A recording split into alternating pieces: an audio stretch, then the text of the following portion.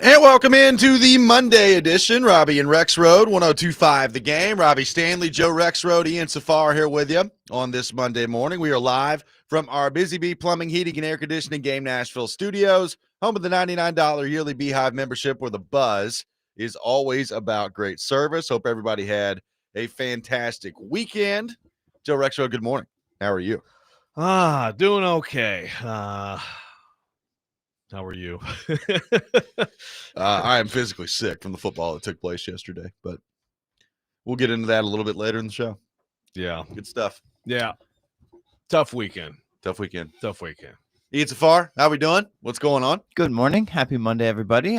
Good, solid non-sports weekend. Went to Zoolumination. Nice. I mentioned to Joe, we went on Saturday night, so that was good before it turned into Winnipeg out there, apparently. Yep. Didn't do much yesterday.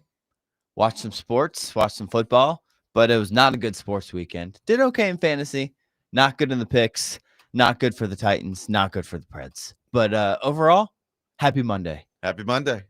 Got a lot going on this week. Got a lot going on in the program today. Cory Curtis from News 2 will be with us at 8 o'clock. We'll get his breakdown of the Titans and the San Francisco 49ers yesterday. And, Joe, that's where we begin. The Titans still looking for that second win in a row that they've not had since 2022. And we knew it was going to be tough heading on the road against a very good team in the San Francisco 49ers.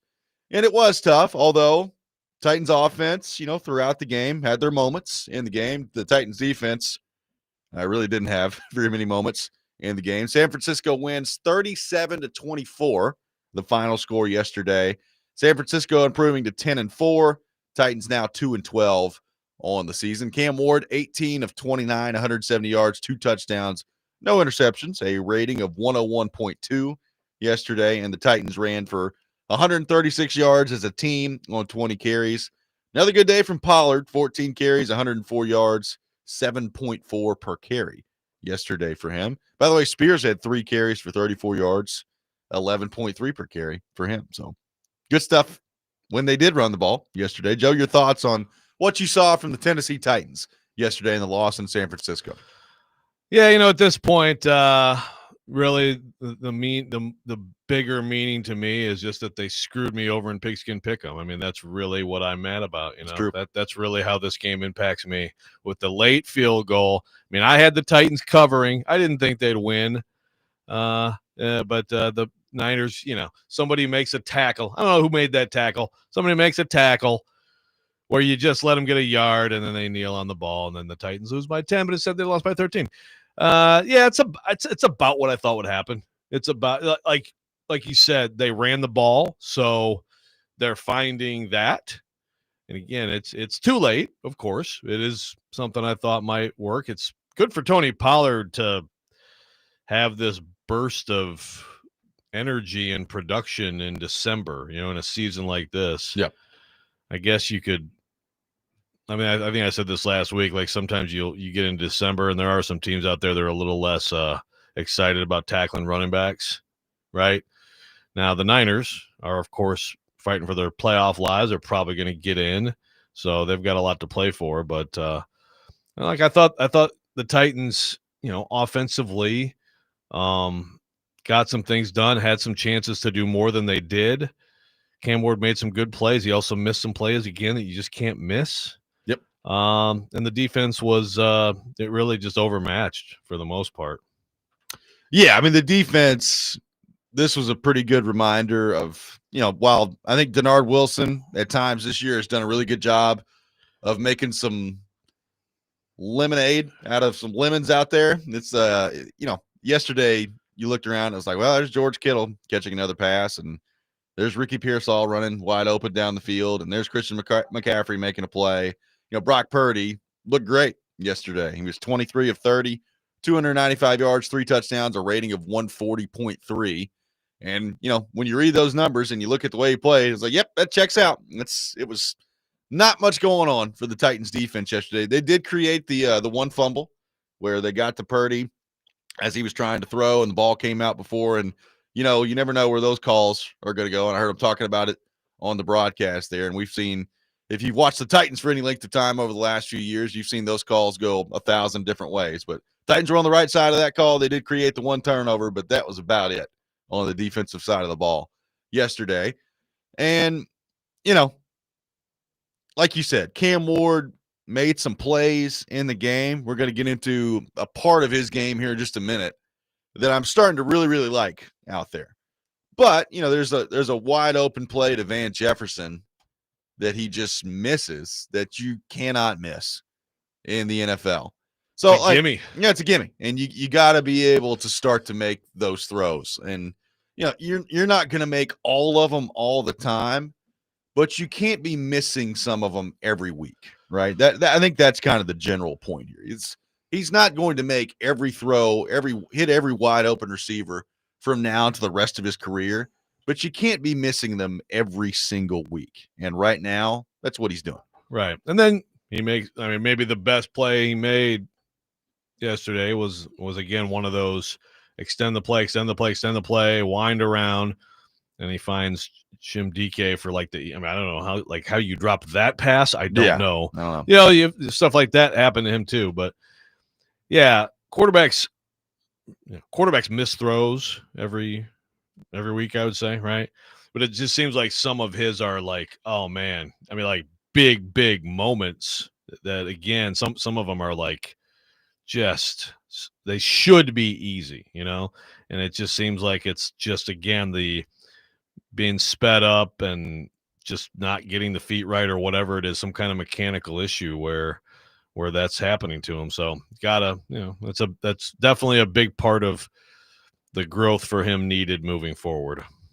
Yep. And, Gunnar Helm, big play down the field yesterday. That's good to see, 34 yards down the field. And again, it feels like every time they target him, he catches it. For the most part, that's what it's been all year long. He's 4 catches on 4 targets yesterday. And I know it's more complicated than, just keep throwing him the ball then. I understand that. But I do think we could say about him at this point that when you target Gunnar Helm, the odds are that he's going to come down with the football. And that's been good to see this year. And yesterday it's 1st and 20, and he somehow gets wide open there on the sideline. And good job by Ward of finding him, seeing him, and hitting him. I don't really know what happened with San Francisco's defense there that left them all alone on a 1st and 20. But those are the plays you got to take advantage of as an offense. Right, and that's a big-time throw. That was, again, it wide open, but still – kind of spraying it going the other way, the way that was whoa, a little sidearm action there. And, gets it right to him. Yeah, Gunnar Helm, 4 targets, caught him, got 4 targets, 4 receptions, 49 yards. Then you look at Van Jefferson with the 5 targets and the 1 catch. Yeah. It was for 43 yards. But yeah, Gunnar Helm is definitely, I don't think there's any question. Helm, and again, all 3 rookies to different levels. We'll see varying degrees of what they might end up turning out to be, but I think they're all part of the future, and that's one thing that I think we could say now at this point. We probably could say it earlier, but that's a nice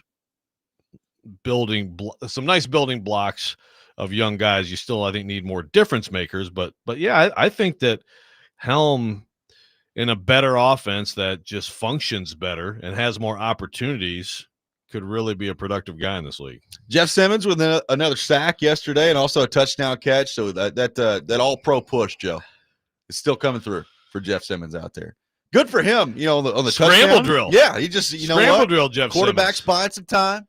I'm just going to take off over here. He left them all alone. Got the 2 feet in bounds. That was good stuff from Jeffrey Simmons yesterday. It was, man. He looked pretty good run out there.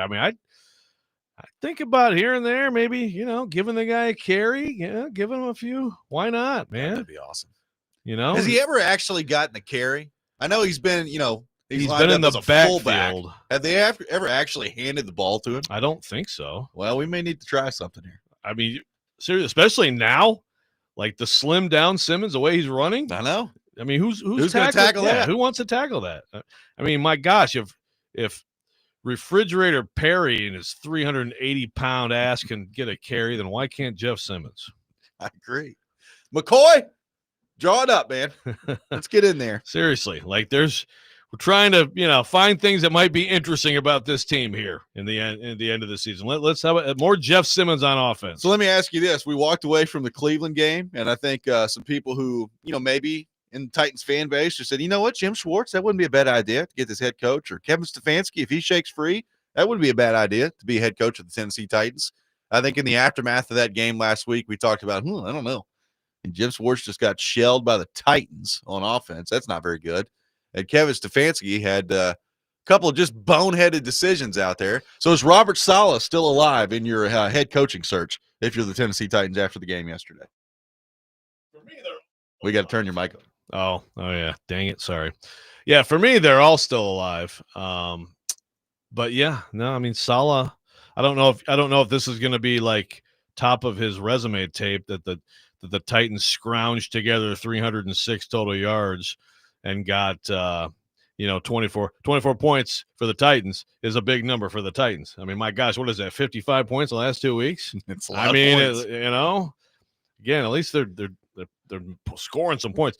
Yeah, I don't know if this would be like a 6.2 yards per play. That's a big number for the Titans too.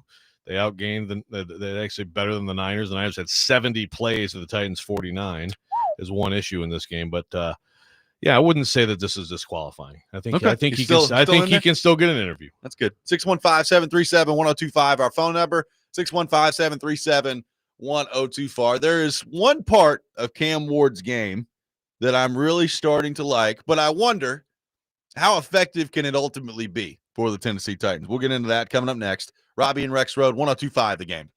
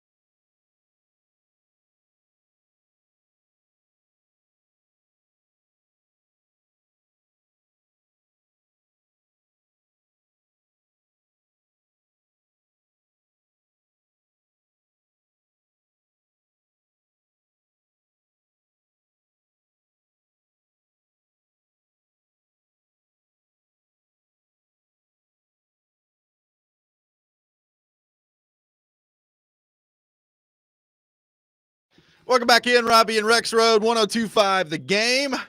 Taking your thoughts on our phone and text lines driven by WilsonCountyHyundai.com.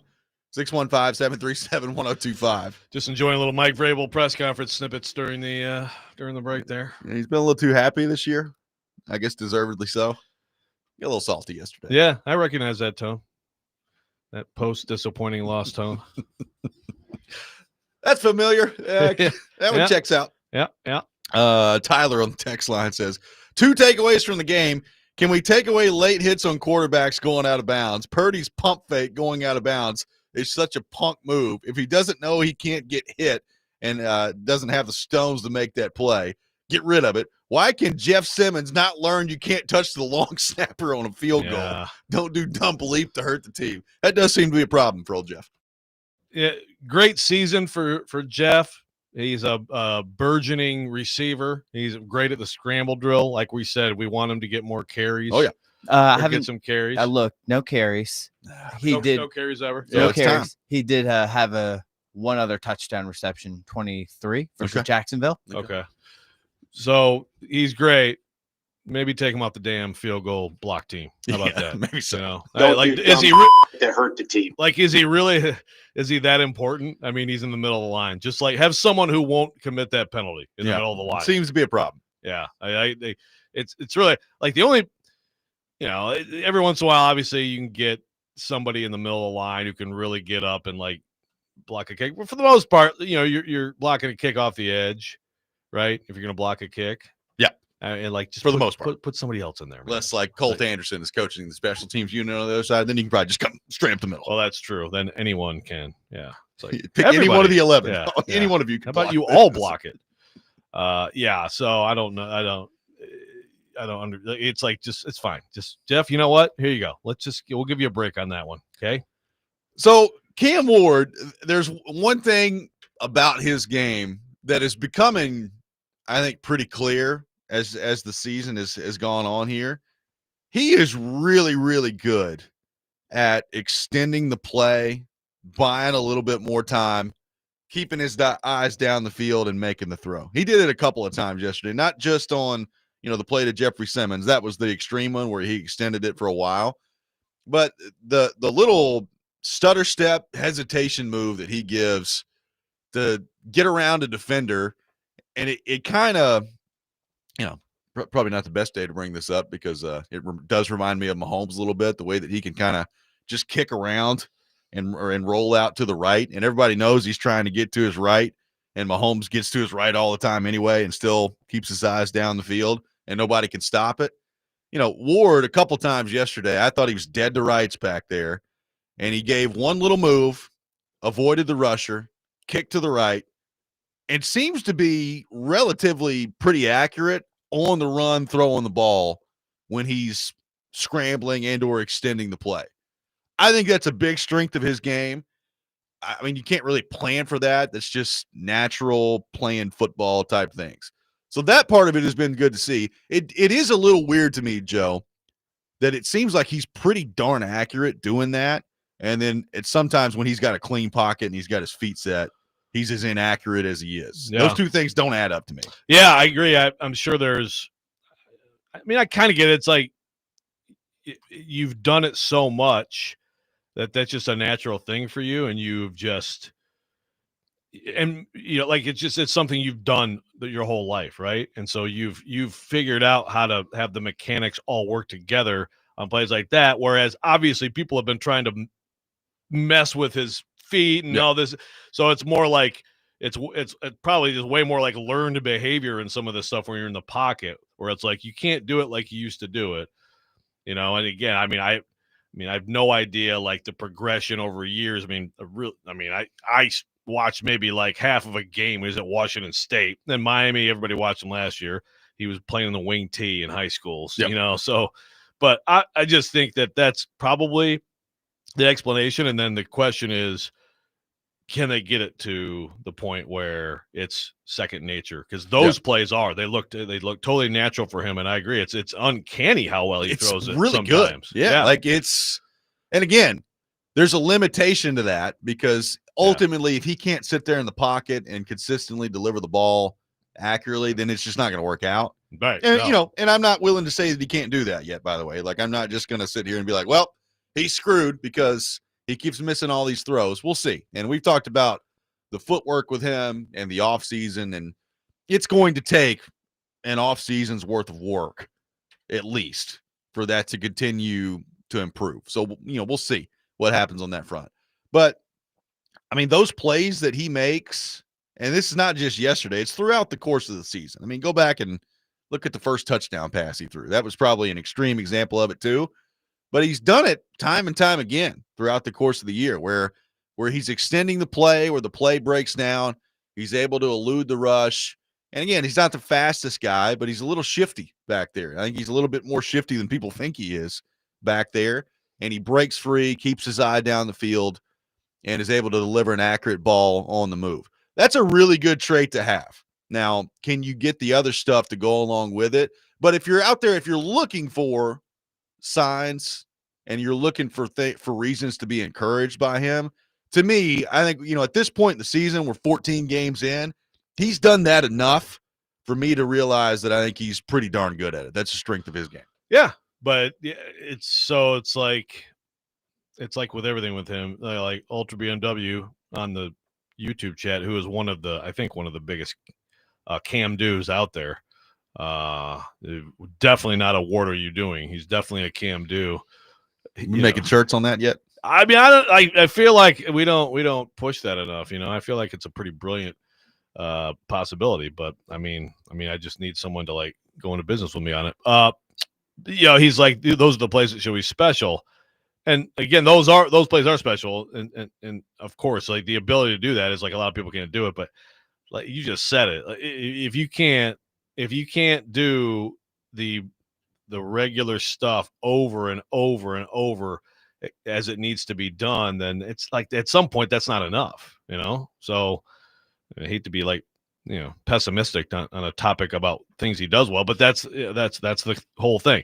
Texture says biggest thing he needs to do is work on his deep ball accuracy. I would argue obviously yesterday, he totally misfired on a touchdown. He should have been able to arm punt that one for a touchdown. But I don't know if it's, I don't know. Is it specifically deep ball accuracy? I just feel like I don't think so. Any kinds of throws that at times are just off the mark. Yeah, there have been.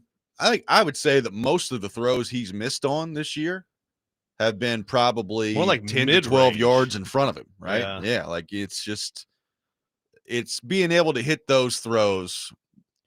It's not very often in the NFL that you get just wide open guys.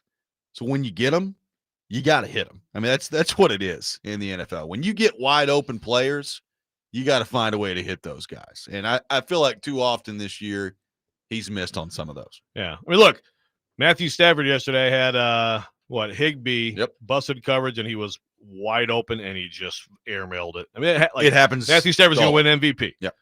But again, then you go through the entirety of that game, and it's dime after dime after dime, and some ridiculous throws, and also just most of the layups, were converted, and that's the challenge. But yeah, look, I mean, I do think that the extending plays aspect of it, if you consider an offense of the future with guys who can hurt people more, right? Correct. Then that's, you got a chance to be a problem for people. 615-737-1025, our phone number. Some more thoughts to get to on the Cam Ward front. Coming up next, Titans lose 37-24 yesterday to the San Francisco 49ers. Mondays made for Macero. Big screens, bold flavors, and all the football action from queso to kickoffs. This is how Macero does game night. Macero Football Mondays in 12 South. Don't miss a snap. This is Robby and Rexrode, 1025 The Game.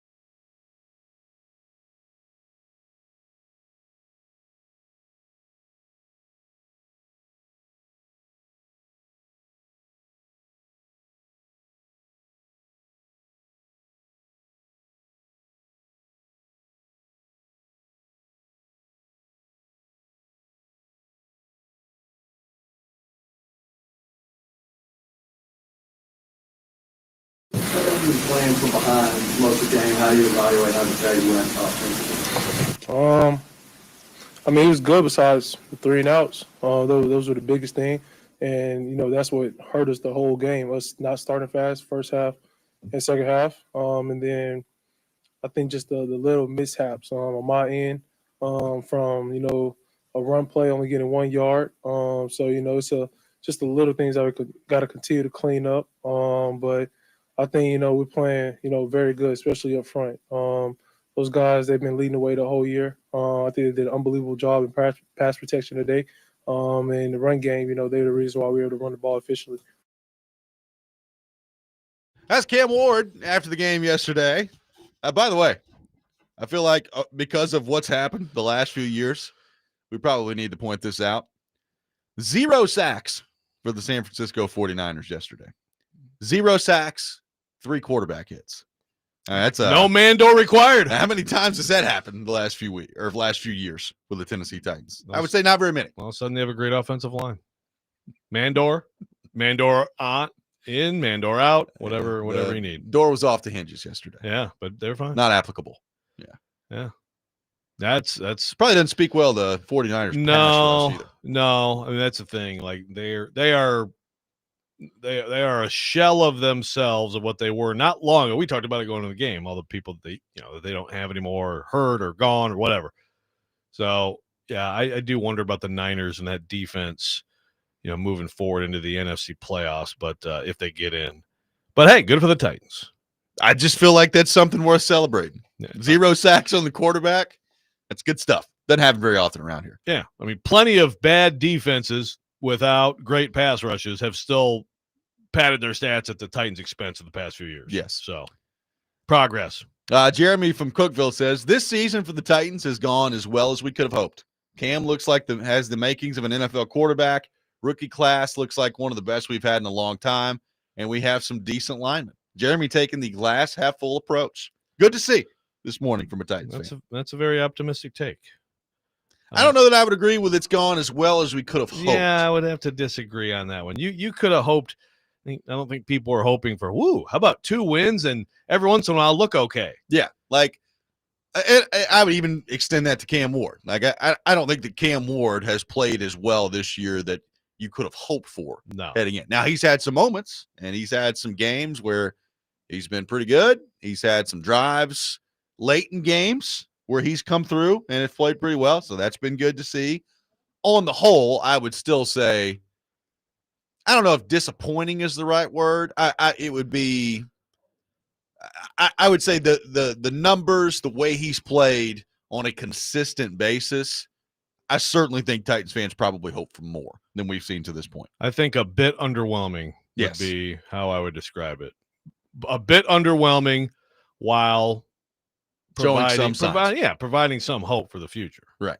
It's not hopeless. Right. So, at this point, we're 14 games in. Would you say that there has been growth? I would say from an offensive perspective as a whole, the last 2 weeks have been better, right? Now, obviously they ran the ball great against Cleveland. They ran the ball well yesterday. They just couldn't do it a whole lot because of the score of the game and how often San Francisco held onto the ball in that game. So, I mean, they ran the ball for 6.8 yards per carry yesterday, which, by the way, included this stupid jet sweep that they keep calling to Chim DK out there that I think just loses 10 yards up every time they call it. Just completely blown up. So maybe eliminate that one from the playbook. But even with that in there, I mean, they still ran the ball really well yesterday. They just couldn't run it because they were losing by 3 touchdowns at one point. So I think you got to keep that in mind. I do think the offense has gotten a little bit better for whatever reason, Joe. Both yesterday and the week before when they were playing Myles freaking Garrett, the offensive lines had a couple pretty good weeks in a row. So take that for what you will. Right. So what do you take forward from that?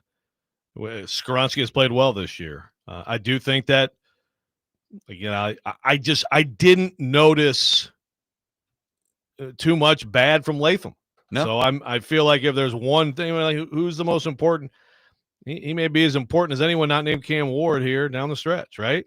Like, you got to be solid. You're sitting there like the future of this team is going to require 2 drafted tackles in the near future.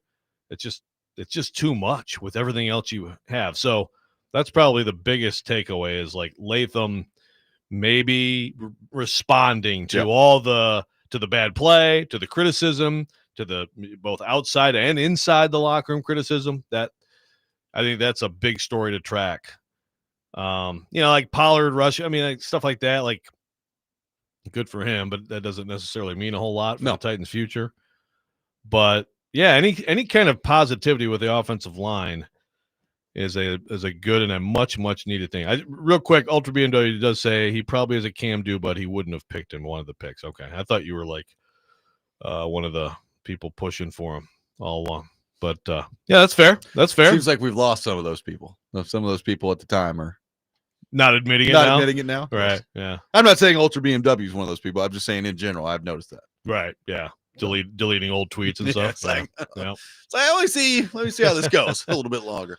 Let's head back to our phone line, driven by WilsonCountyHyundai.com. Welcome in Mark in Nashville to the program. Mark, good morning, buddy. How we doing? How you doing? Good morning, Robert. Good morning, Joe. What's up, Mark? Hey, Joe. I need that Carhartt, man. It's blistering cold out here, man. I'm freezing, Joe. I need that Carhartt, man. You gotta go get him the Carhartt in the store. Yeah, give me that Carhartt, Joe. 2X. Needs the jacket. I need it. I need that coat. I don't need no jacket. I need a coat. That's true. It's cold today. I don't know what okay, I'm sorry. I'm stupid. What's a Carhartt? You know what a Carhartt is? Oh, it's one of the coat. Yeah. It's a brand. God, you can tell you're from Michigan. What? Okay. Good grief. Yeah, I don't know. Okay. How about a starter jacket? Joe. How about a Detroit Lions starter jacket? Would you be okay with that? Yeah, Joe. Yeah, give me one that's get the one that's white. Got the big blue line on the hell back. Yes. Yeah, that's a beauty. The pullover, no zip, pullover. Yeah, On there we go. Yeah. Anything, Joe. I just need anything right now, man. It's cold, man. But but hey, man, look, I keep saying the Titans are going to be all right. The offensive line, like you said, Skoronsky, Latham, they're starting to improve. They're playing better. Cam's playing better. The whole team overall is playing better. Hey, Robby, Joe, could you imagine what Cam would be if he had a Kyle Shanahan leading the way for him as a coach? Do you realize what Cam could be like if he had that kind of coach to show him how to really be a quarterback? I mean, it would help. There's no doubt. Yeah, it would really help, man. But, hey, Cam, off season, he does have things to work on. I'm sure he'll come back and be even a better quarterback. But, Robby, my heart goes out to you this morning, man, with the Packers. Thanks. Black Sunday. It was an awful Sunday yesterday. Mahomes tears his knee. Kristen Watson. Robby, I don't know what y'all going to do with Watson, man. He just snake bit. He cannot stay healthy to save his life, man. He played 3 or 4 games, then he's back hurt again. But losing Michael Parsons, y'all still got a chance, Robby. But that's a big fall. That's a big hurt right there for y'all, man. Y'all were on your way, and I thought they probably would have beat the Broncos had Parsons not got hurt yesterday in that game. But anyway, man, I got to find a way to get warm this morning, Joe. Robby, it's cold, man. I got to go down here to Atlanta, man. I'm get this truck on full blast heat, man. There we go. Trying to get warm.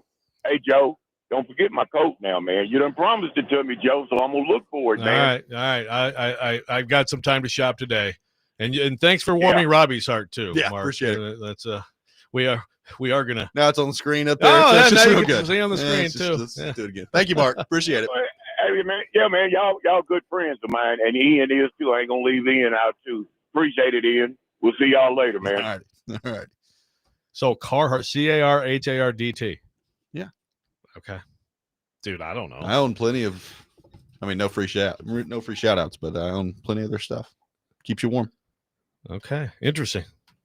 This is a Southern thing. This is like Southern jackets. It's all over the place around here. I don't know. Huh? Okay. Tyler says the worst take of today. What's a Carhartt? Sheesh. Someone's like, you need to get out. Carhartts are in every store. Okay, I will. I'm gonna have to ask like Katie and Caroline. Like, okay, am I an idiot for not knowing what a Carhartt is? And they'll probably say yes. Yeah, we'll get into a brutal day yesterday in the National Football League on the injury front a little bit later in the show. But yes, I'm in deep pain.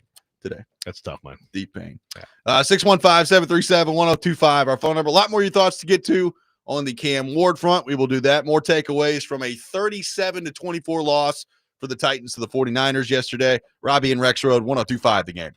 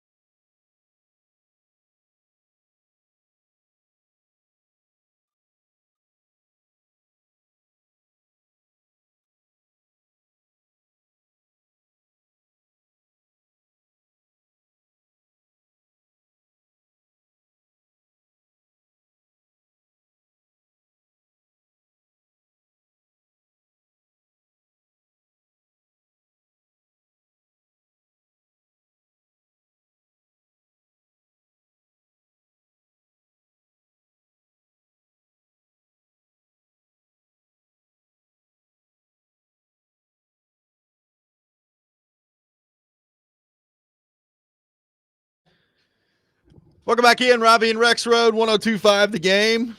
Joe's getting roasted on the text line. Does Joe walk around blindfolded?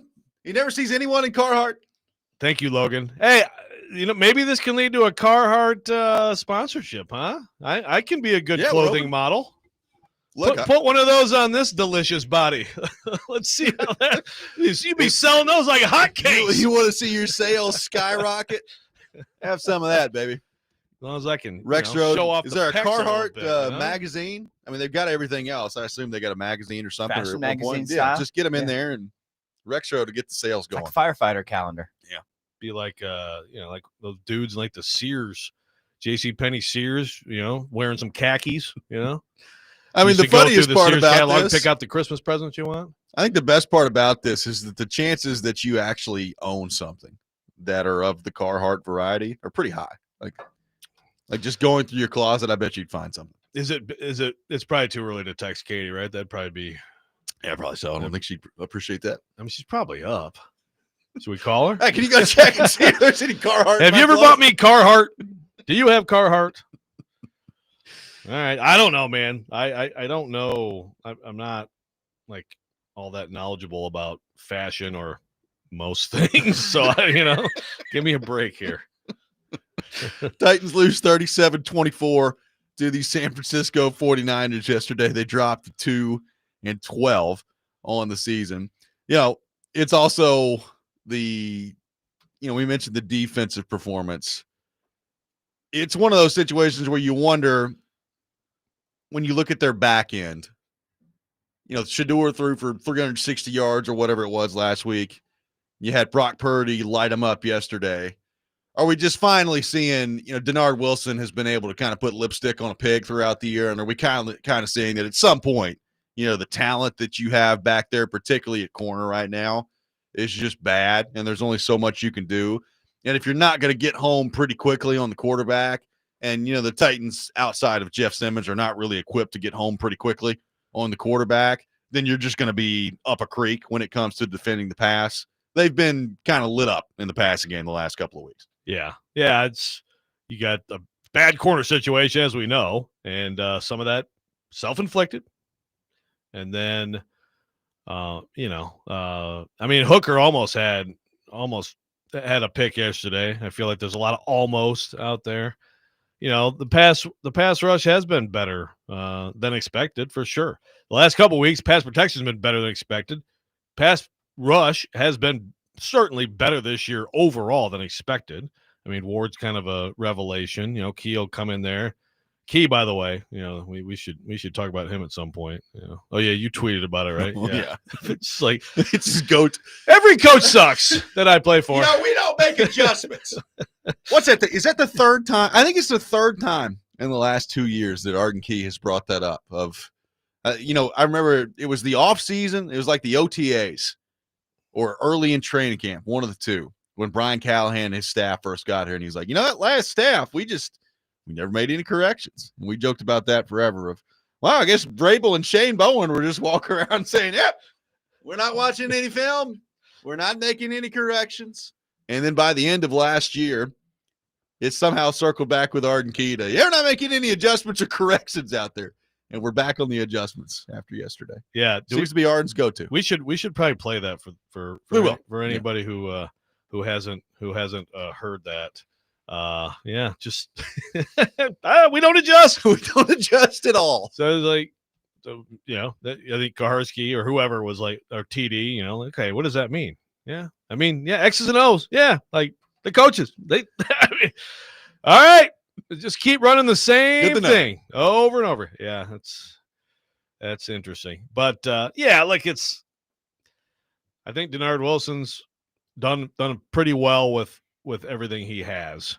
But any decent offense, I mean, what's the best performance they've had this year against a good offense? Because I would definitely call the Niners with Purdy back now. That's a good I mean, look, Cleveland does not have a good offense, and Cleveland lit them up. And then the mighty future Super Bowl champion Bears dominated the Browns yesterday. Something happened. Someone, by the way, like Shedeur Sanders, like play sheet. I've seen. I need to look more into this. I've seen more of the wrist. Apparently, they went to get him a new wristband. And they had the wrong one. I guess so. So I have no idea. So he would have thrown for 350 and 3 touchdowns. He did throw a dime for a touchdown that somehow turned into a pick. That was great. Yeah.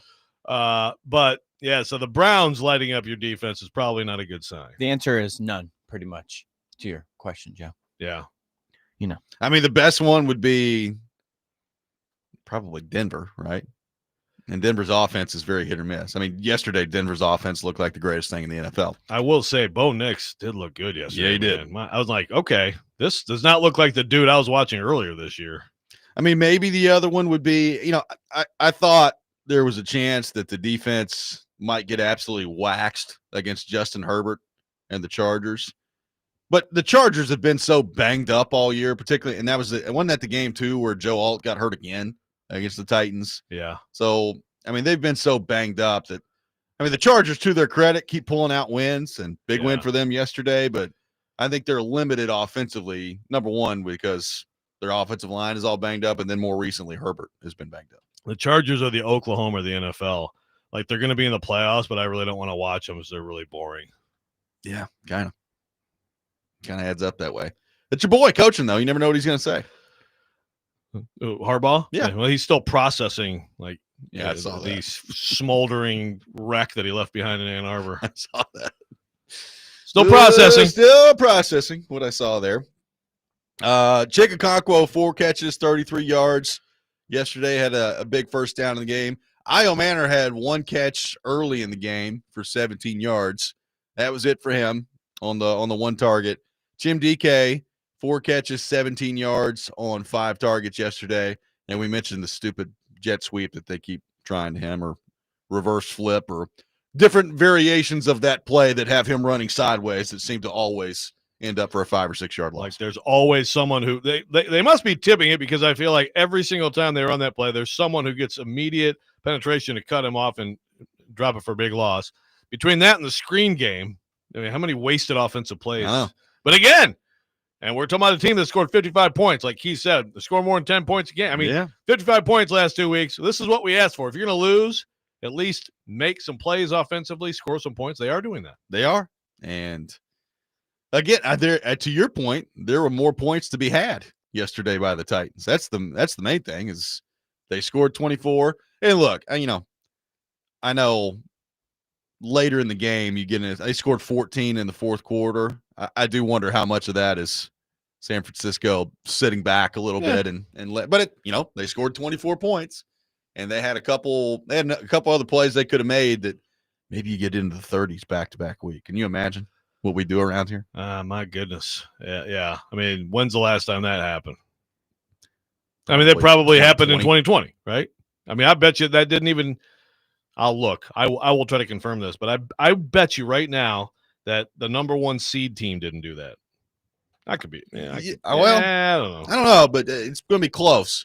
It doesn't happen very often. I do know that. I mean, they don't get into the 30s once very often. Yeah, I'm looking at it did not happen in 2022, that I can tell you. Yeah, well, certainly since then it's been rough. But so there's some of the Niners sitting back, and you play Cleveland, and it almost feels like the Browns anymore are just like out there to try to get Myles Garrett a sack record and everything, and maybe like Shedeur, get him some snaps and basically pack it in. Other than that, so December can be deceiving a little bit, depending on who you're playing and what their incentive is. But still, I think we can say that there's some progress. The last time the Titans scored 30 points in a game back-to-back in 2021, they beat Buffalo on Monday Night Football 34-31. Great game. And the week before that, they beat Jacksonville 37-19. Okay. There you go. Weeks 5 and 6 of the 2021 season. Was that 21? Was that Urban? Was that the Urban game? Was that the game where I had to my assignment was just to follow Urban Meyer around the entire time in Jacksonville? I think it was. Yeah. So there you go. But yeah. So, and then the rest of that year, they had the 30 at Indy, which was the game that Derrick Henry got hurt in, and I guess they did it one other time too against Miami at the end of the year. Yeah. So hey, that was the Tannehill 1-arm push-up game. Yeah. Wow. So many sweet memories. Like Tannehill, he's going to get out there and just light him up this week, baby. Screw you, Dolphins. Just throw it so hard. Oh, he's throwing the ball so hard at them. I think he threw for like 100 yards in that game. Yeah, 120. 120 yards in that Derrick game. Henry probably ran for about – oh, no, that's right. He was hurt. What's his – who was the guy? Oh, my gosh. Who had the – Deontay Foreman? Yes, thank you. He probably ran for 250 in that game. Probably did. 615-737. Let's talk about old Titans teams 1025, that used to be our good at phone number. football. 615-737-1025. More on the Titans' loss to San Francisco coming up next. Plus, Phillip Rivers darn near pulls off what I thought maybe would be impossible heading into the game. We'll get into that. Robby and Rexrode, 1025 The Game.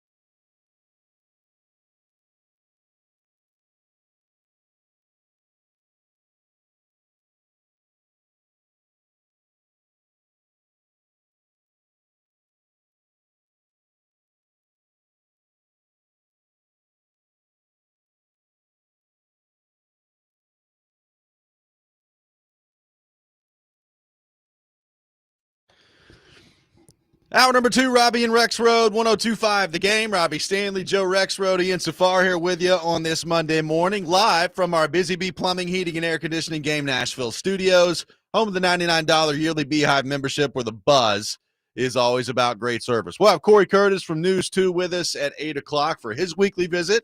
We'll get into the Titans and the 49ers with him. The Rex Rant with Joe Rexrode coming up later this hour as well. And Diego Pavia losing out on the Heisman Trophy. A lot of reaction to that. We'll get into that a little bit later this hour as well. Taking your thoughts on the Titans. They lose 37-24 to San Francisco yesterday. Sorry I'm late. Ian saved my life with a coffee pod. Saved my life. His life has been saved. I owe you. That's good. What do you make of this question? In the stash, so heads up. Yeah, that's true. Have to replenish.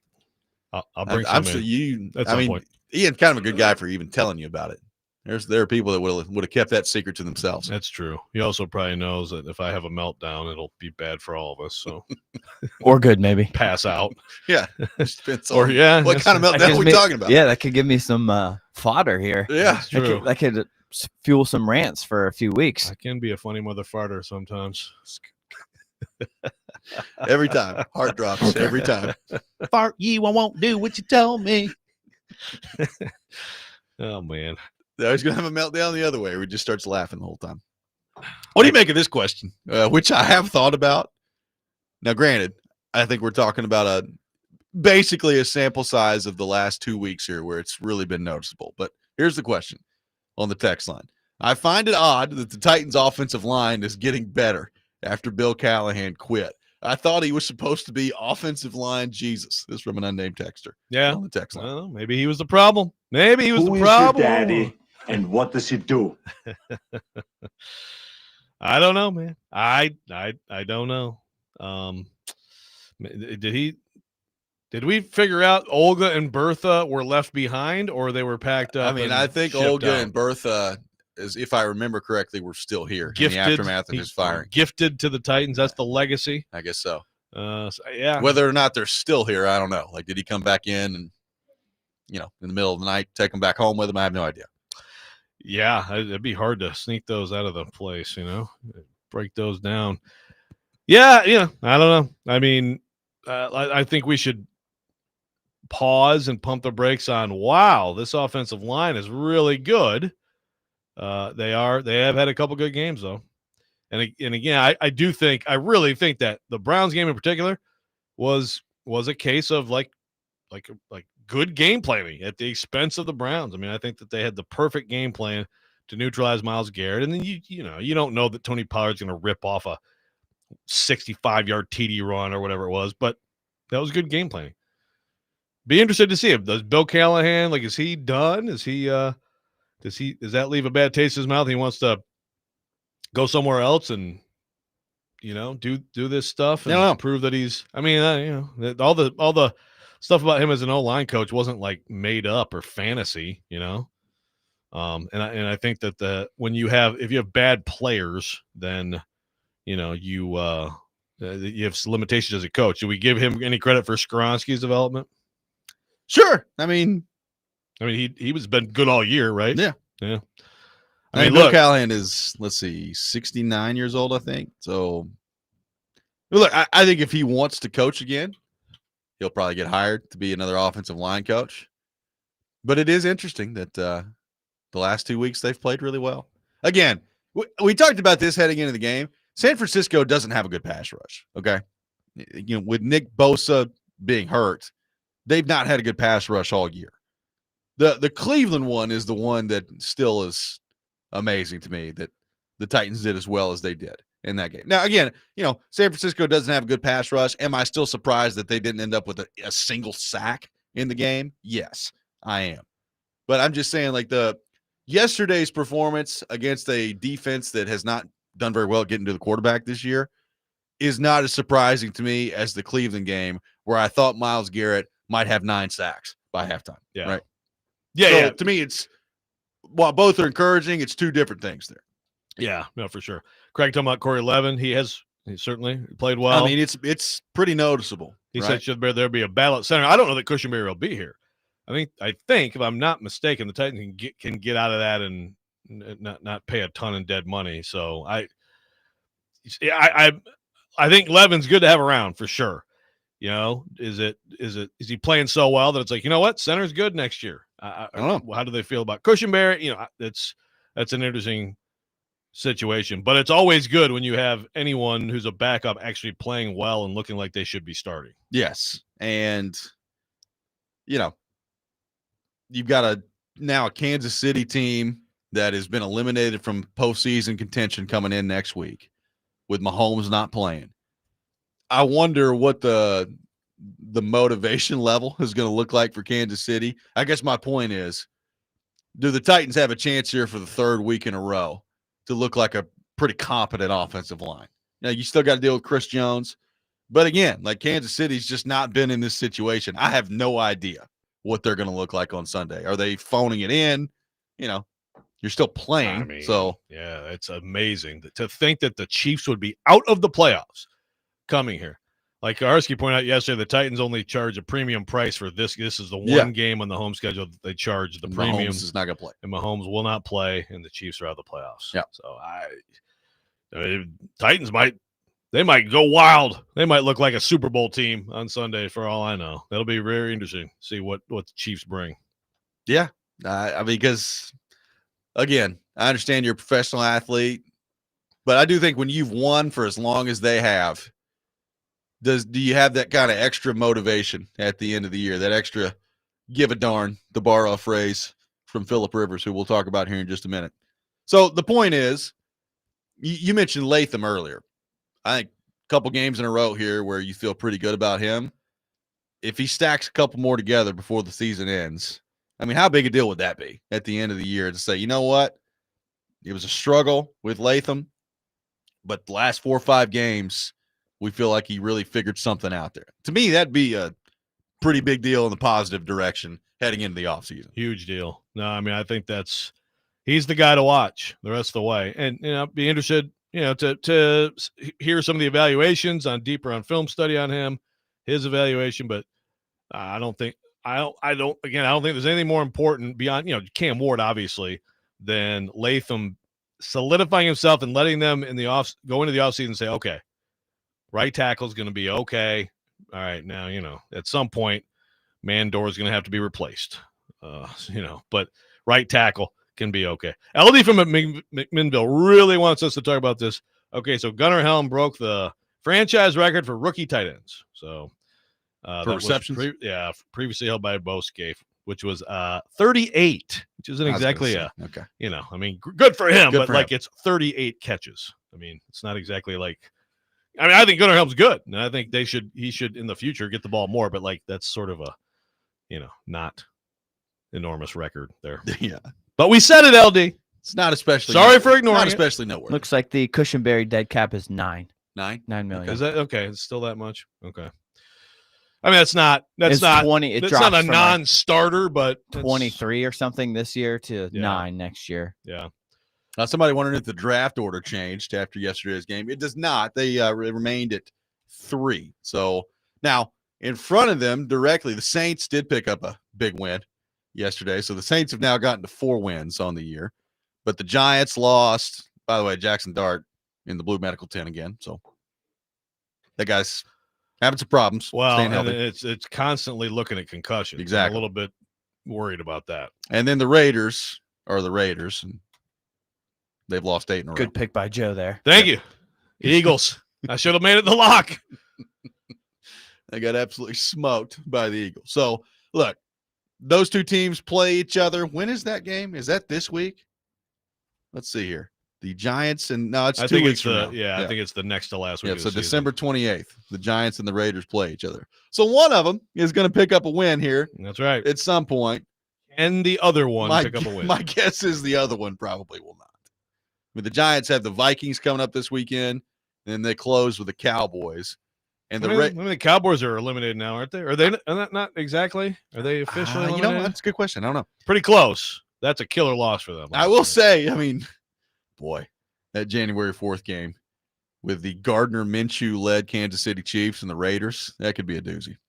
Yeah, at that point, I guess the Raiders could, in theory, win that game. Well, I can tell you one game they're not winning. They play the Texans this weekend, and I don't know if they'll cross the 50-yard line. The Texans look good, man. Yeah. Texans are kind of rolling here. What'd you make of our boy Phillip Rivers yesterday, almost pulling off the impossible? Truly amazing. It's too bad. Like, yesterday was a good example to me of TV messing it up because there weren't that many really, to me, interesting games in the early window. And then you had Packers Broncos, which is a great game. You had the Titans game, which obviously is of local interest. Then you had Lions Rams, which is a great game, all at the same time. But I watched a lot of Phillip Rivers, and I got to say, man, he threw some passes that I was like, that looks like an old man playing catch on the beach with his grandson. Like, it was like, but you know what? You got to be impressed. I mean, it just sucks that they didn't win. That would have been amazing for them to be able to celebrate a victory on him getting them down there for a 60-yarder. But you can't hold that Sam Darnold guy down. But no, it's pretty impressive, man, and pretty cool. Like the video shots, like his kids watching on TV and going nuts. I mean, and boy, he does have a lot of crowded kids. room. They had to rent out an entire floor of that place to house all his kids. Ate up all the pizza in the place. But I thought it was pretty amazing. Yeah, I mean, look, the numbers 44. aren't going to blow anybody away. He's threw for 120 yards, I think 4.4 an attempt. But, I mean, he had been practicing for 3 days after not having played in 5 years and is 44 years old. And they were on the doorstep of winning a game on the road in Seattle. It's pretty crazy. And arguably the toughest stadium in the NFL to play in. Yeah. The best, the most raucous crowds against one of the best defenses in the NFL. Yeah. It's an amazing story. Again, it's too bad that they didn't win, but and I understand I'm saying that in Nashville about the Colts. I'm just saying, but what a story. 44 and hey, I mean, it gives them a chance. Like they're battling for a playoff spot. Like I'm not discounting them. I'm not sure what they have ahead of them. Niners, Jags, Texans. Tough. It's not easy. That's tough. Yeah. That's a good pick by Robby. How about that? Colts, huh? Covered. That's right. I went for the story. It worked out that time. Yeah, because what was the line? Was that like 13 and a half? 13 and a half. My goodness. Nah, it's pretty amazing, honestly. So I mean, they're gonna have to play defense like that and give themselves a chance. They're probably gonna have to win games like that, 2017, 17-16 kind of games. But hey, age is one thing, and put on a pound or two. But also, again, like you said, like there's still there's a lot that goes into, again, like the checks at the line, the lingo. I mean, I understand he's a veteran, he's done this stuff, but did they have to dumb things down at all for him? I don't know. I haven't seen what Steichen has talked about with that, but that's pretty remarkable. 615-737-1025, our phone number. A brutal day in the National Football League yesterday on the injury front. We will get into that. Diego Pavia losing out on the Heisman Trophy. That's coming up later this hour as well. Robby and Rexrode, 1025 The Game.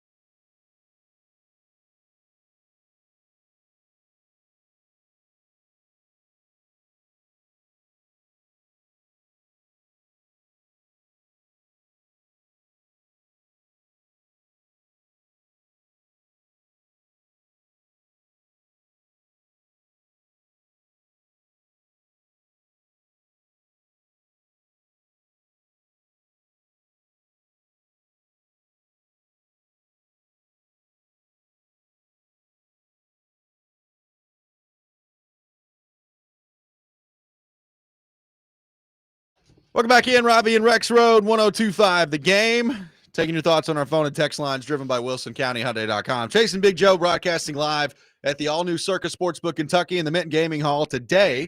Prior to the Monday Night Football game, tonight's matchup, the Dolphins taking on the Steelers. Now, apparently Dolphins got into Pittsburgh on like Friday night and just immediately got off the plane and went to practice in the snow out there. So, they're getting a little extra time. Get ready. Dolphins are quietly playing well. They are. So we'll see what happens on that front. Joe, a brutal day yesterday in the NFL on the injury front. Mahomes tearing his ACL as that game closed out yesterday against the Chargers. So they lose the game. They are officially eliminated from playoff contention. And then on top of all that, Mahomes has now torn his ACL. So obviously he's out the rest of the year. And then you wonder, does it linger into next season? Is he ready to go by the time next September rolls around? It's an ACL. Sometimes these guys recover quickly and are ready to go in that time. Other times, and I know it's not the same position, but we've seen this with Tennessee and Jermod McCoy this year, right? He tore his ACL in January. The entire season just went through, and he wasn't able to get back there on the field. So I have no idea what it's going to look like with Mahomes in terms of his recovery, but tough blow for Kansas City with not only losing yesterday and their magical run that they've been on basically coming to an end, but now Mahomes has torn his ACL on top of it. Yeah, terrible day yesterday on that front, and we'll get to the other one that's brutal. We'll see if I don't even know if I can make it through. Yeah, I mean, I can talk if you want, but it's terrible to see. It's going to be very interesting. I see already this.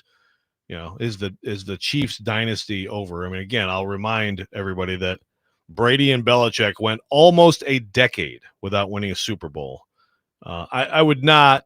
I mean, Patrick Mahomes will be back next year. Is next year a wash? I don't know. I mean, that team has flaws too, by the way. Like they just that team has gotten old in some areas, and they've got a lot of things to fix.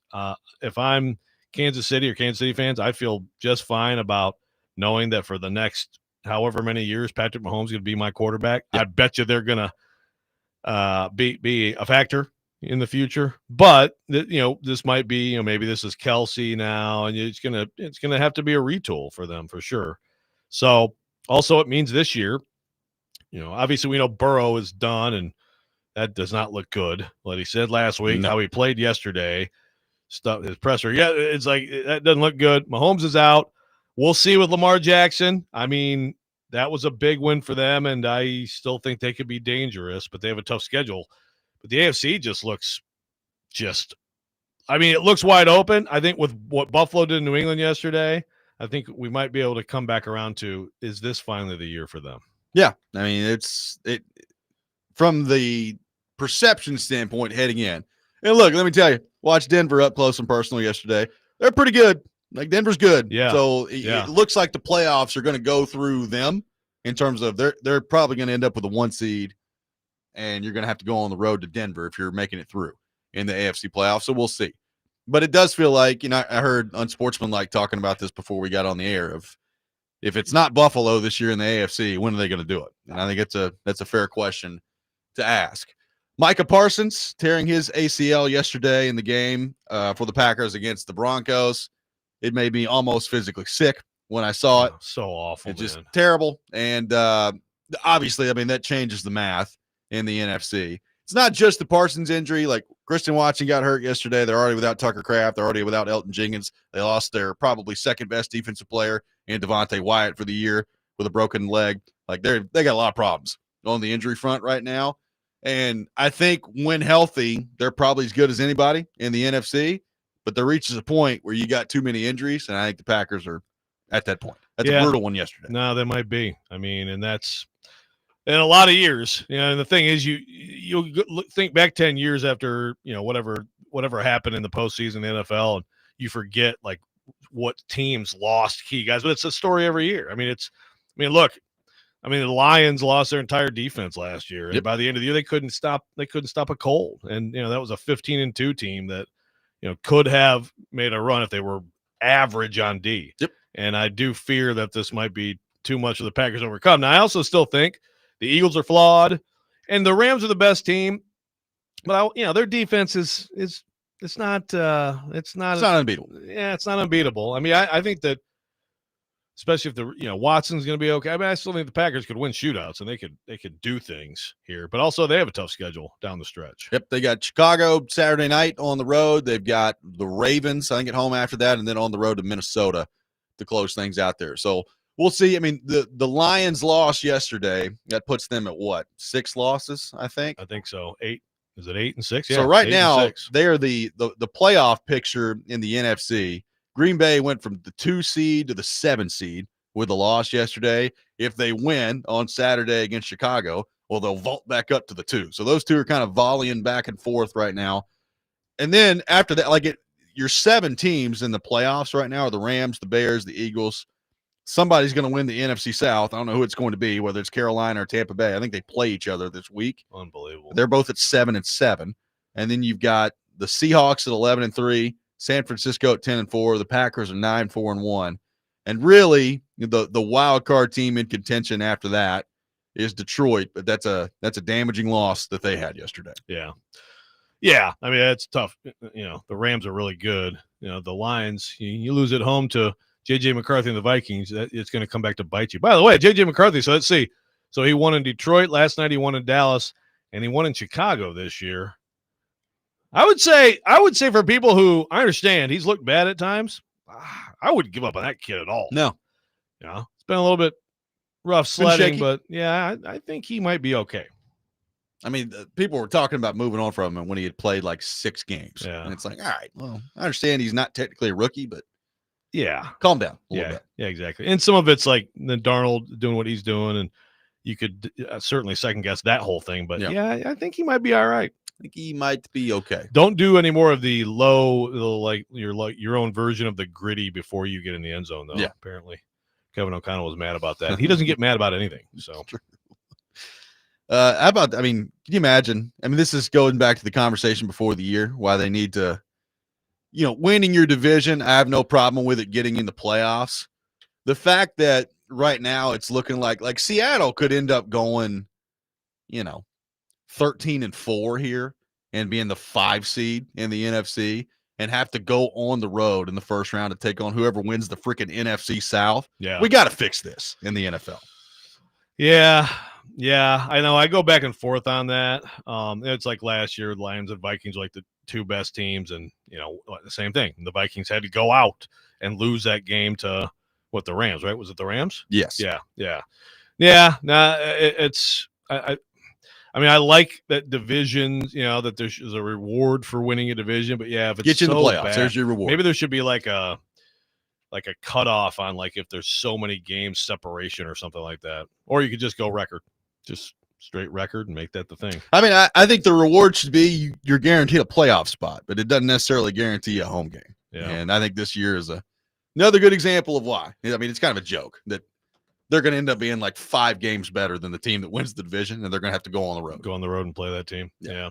By the way, Vrabel, I mean, that team up 21. I mean, it was also almost like a reverse, for the Patriots of the 28-3, except it's 21-0, 24-7. Yeah. Man. I mean, they win the division if they win that game. Yeah, right? they win the division. And they're still probably going to, but that's tough when they get away from I think they've got some tough games. I don't know, man. I don't know. That's a gut check win for Buffalo, and I think they kind of serve notice that I think they're the team that should win the AFC. Tell you what, that's a big one on Sunday Night Football this week. We got a lot of good games this week in the NFL. Patriots at the Ravens on Sunday Night Football. That's big. Big for both sides. 615-737-1025 is our phone number. 615-737-1025. Diego Pavia losing out on the Heisman Trophy. And boy, was there a lot of conversation around that. We'll get into that coming up next. Robby and Rexrode, 1025 The Game.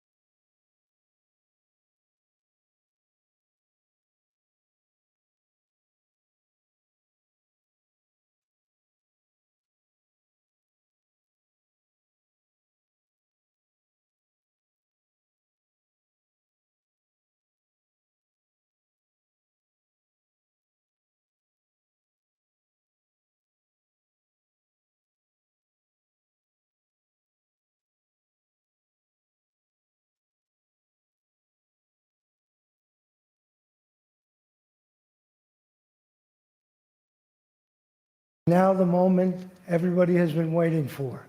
The winner of the 2025 Heisman Trophy is Fernando Mendoza.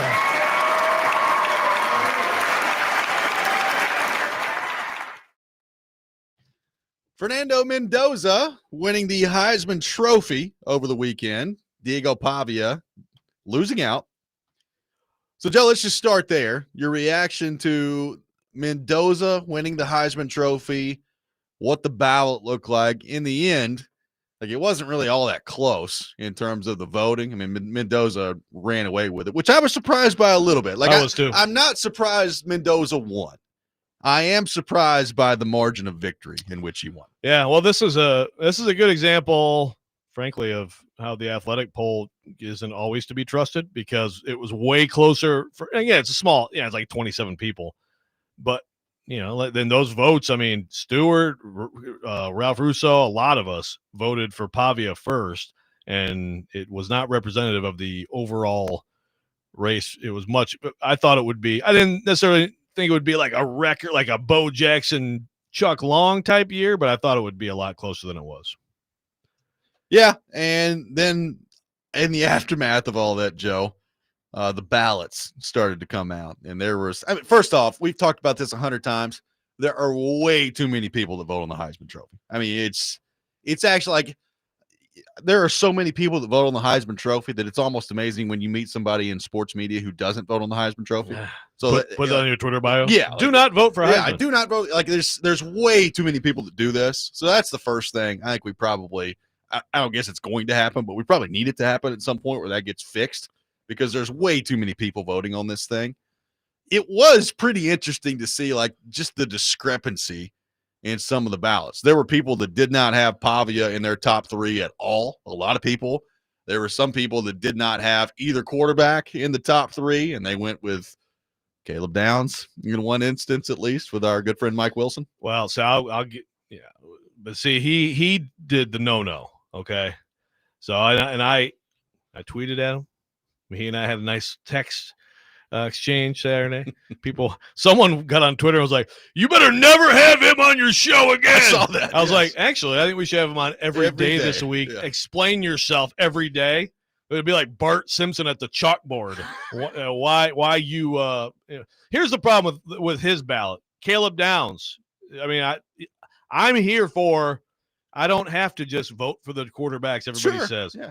And so Caleb Downs first. He had Jeremiah Smith third. I don't hate that. But then you had Mendoza second. Yeah. So to me, I just think that if you're going to have a different ballot, have a different ballot. I have a problem with anybody, including people who voted for Pavia and didn't have Mendoza, and people who voted for Mendoza and didn't have Pavia. Because to me, if you're going to go with the crowd, with the general consensus on who are the top candidates, that's almost like you're trying to stuff the ballot box. Yeah. And that's how I read it with some people. Like, I want Diego to win so much, I'm not even going to put Fernando on my ballot, or vice versa. So I also took a shot. I gave an eye roll to Nicole Auerbach, friend of the show, and she and I had a nice back and forth yesterday. And I was like, oh yeah, I forgot that if you say anything because she had like Mendoza, she had no Pavia. Yeah. I just don't like that. And of course, she covers the Big Ten for the NBC, all that stuff. And then of course, you always remember it's like, oh yeah, when you do that, there's gonna be people like, oh, it's a girl voting for the Heisman, stupid crap like that. So sorry, I've been getting all kinds of social media fights and stuff lately. So I don't know what's up with that. Kind of weird. Well, look, this brought out, a lot of anger from a lot of people. I will be totally honest. And look, I understand that this is a completely subjective conversation. So when I say this, there are going to be people that be like, well, you're an idiot. That's fine. I don't really understand how your order this year as a voter wasn't some version of the top 3 of Mendoza, Pavia, Love. Like, I don't really get it. Like, I think those are pretty clearly the 3 best seasons this year in college football. Yeah. I don't even know what yours was. What was yours? It was Pavia, Mendoza, Love. Okay, there you go. Yeah, I agree. I don't have a problem with someone making their third pick like Jacob Rodriguez, David Bailey. And that's what, like, some people do that. And, again, I don't have a problem with it. It's like I vote for like the top 2, and then I my third pick I use for like the best defensive player. Again, I don't think you should always stick to that, but some years you should. I've said this before on the show. I continue. In 2009, it was Mark Ingram and Toby Gerhart were the top two, and I was like, guys, and Ndamukong Suh is by far the best football player in America. What are you idiots doing? And if I could have put him on all three spots in my ballot that year, I would have. He was my first place, and it wasn't even close, and it's like, that drove me crazy. Because so sometimes it's like, oh, yeah, Mark Ingram's having like a lot of yards for the number one team, Alabama. Sure. Yeah. He shouldn't have won the Heisman. All due respect to Mark Ingram. No way. I mean, Jason White 1 year for Oklahoma. It's like an 03. No. Now it was like I think Larry Fitzgerald was my first place. It's like Larry Fitzgerald is a way better football player than Jason White, who happens to be the quarterback for the number one team. Yep. So now we're going through stuff that we're not supposed to be talking. Well, it all adds up. You get mad about stuff. I agree. This year, I think Pavia Mendoza. I've said it before. I just saying, and he was fourth. Yeah. If you're not the best player in your own team, I don't think you should win this award. They're an insanely loaded team. But yeah, some of the ballots were annoying, and some Vanderbilt fans got very upset. Yeah, some Vanderbilt fans were really mad this weekend. Again, I am not surprised that Pavia didn't win. I thought it would be closer than it ended up being. But, I mean, look, Fernando Mendoza is a worthy Heisman Trophy winner, okay? I mean, he had a great year. It's the number one team in America. I understand that he didn't light it up in the Big Ten title game. That's the best defense in America that they beat in that game. Yeah. So that should count for something. It should. And, look, the reality of this award is, first of all, I hate people voting before championship games. That's one change they made this year. It's a good change. You couldn't even submit your ballot, I think, until either Saturday night or Sunday. So it was a smaller window to vote. Everybody figured it out and got their votes. And you don't need to give people a week. Yeah, get on here. Click on this link and put your vote in. Like, okay. It's very easy. Yes. So that's a good change. But the problem for Pavia, and remember, first half, both quarterbacks were playing poorly, and Vegas was like, Pavia is the clear favorite. But you make winning throws like he did in that game, that's huge. And then you got Gus Johnson, get him the Heisman! I mean, and meanwhile, Pavia is not playing. It's just a big deal to be able to have that opportunity. And, yeah, Mendoza's a good winner of the award. He had great numbers. They're undefeated. That's the thing. I mean, the biggest knock against Pavia to me is like the Alabama game. He made mistakes. He had 2 red zone turnovers that were huge in the outcome of losing that game. And if they win that game, they're in the playoff, So, yeah. I mean, that's the fair. I mean, his numbers were better. I still think he was the best player in college football. Mendoza, huge drive against Penn State. Great job at Oregon. So, and I thought his speech was great. I mean, he is very enthusiastic. He is a very positive, enthusiastic young man. I thought his speech was awesome. Yeah. I don't know how people don't like Fernando Mendoza. Yeah, I thought it was good. Pavia, obviously a lot of stuff in the aftermath of the Heisman Trophy ceremony that we will get to coming up here in just a few minutes. Yeah. But interesting weekend from him as well. Yes. When they announced the award, first of all, he looked I thought he kind of looked shocked a little bit. He did not look like he was expecting it. Yeah, and it's like, I think you had to be like prepared to lose. Right. Like thought it might be close, but you had to be prepared to lose. But then some unfortunate things happened after that. We will get into that coming up next. The Rex Rant with Joe Rexrode. We got Cory Curtis ahead at 8:00. All that coming up. Robby and Rexrode, 102.5 The Game.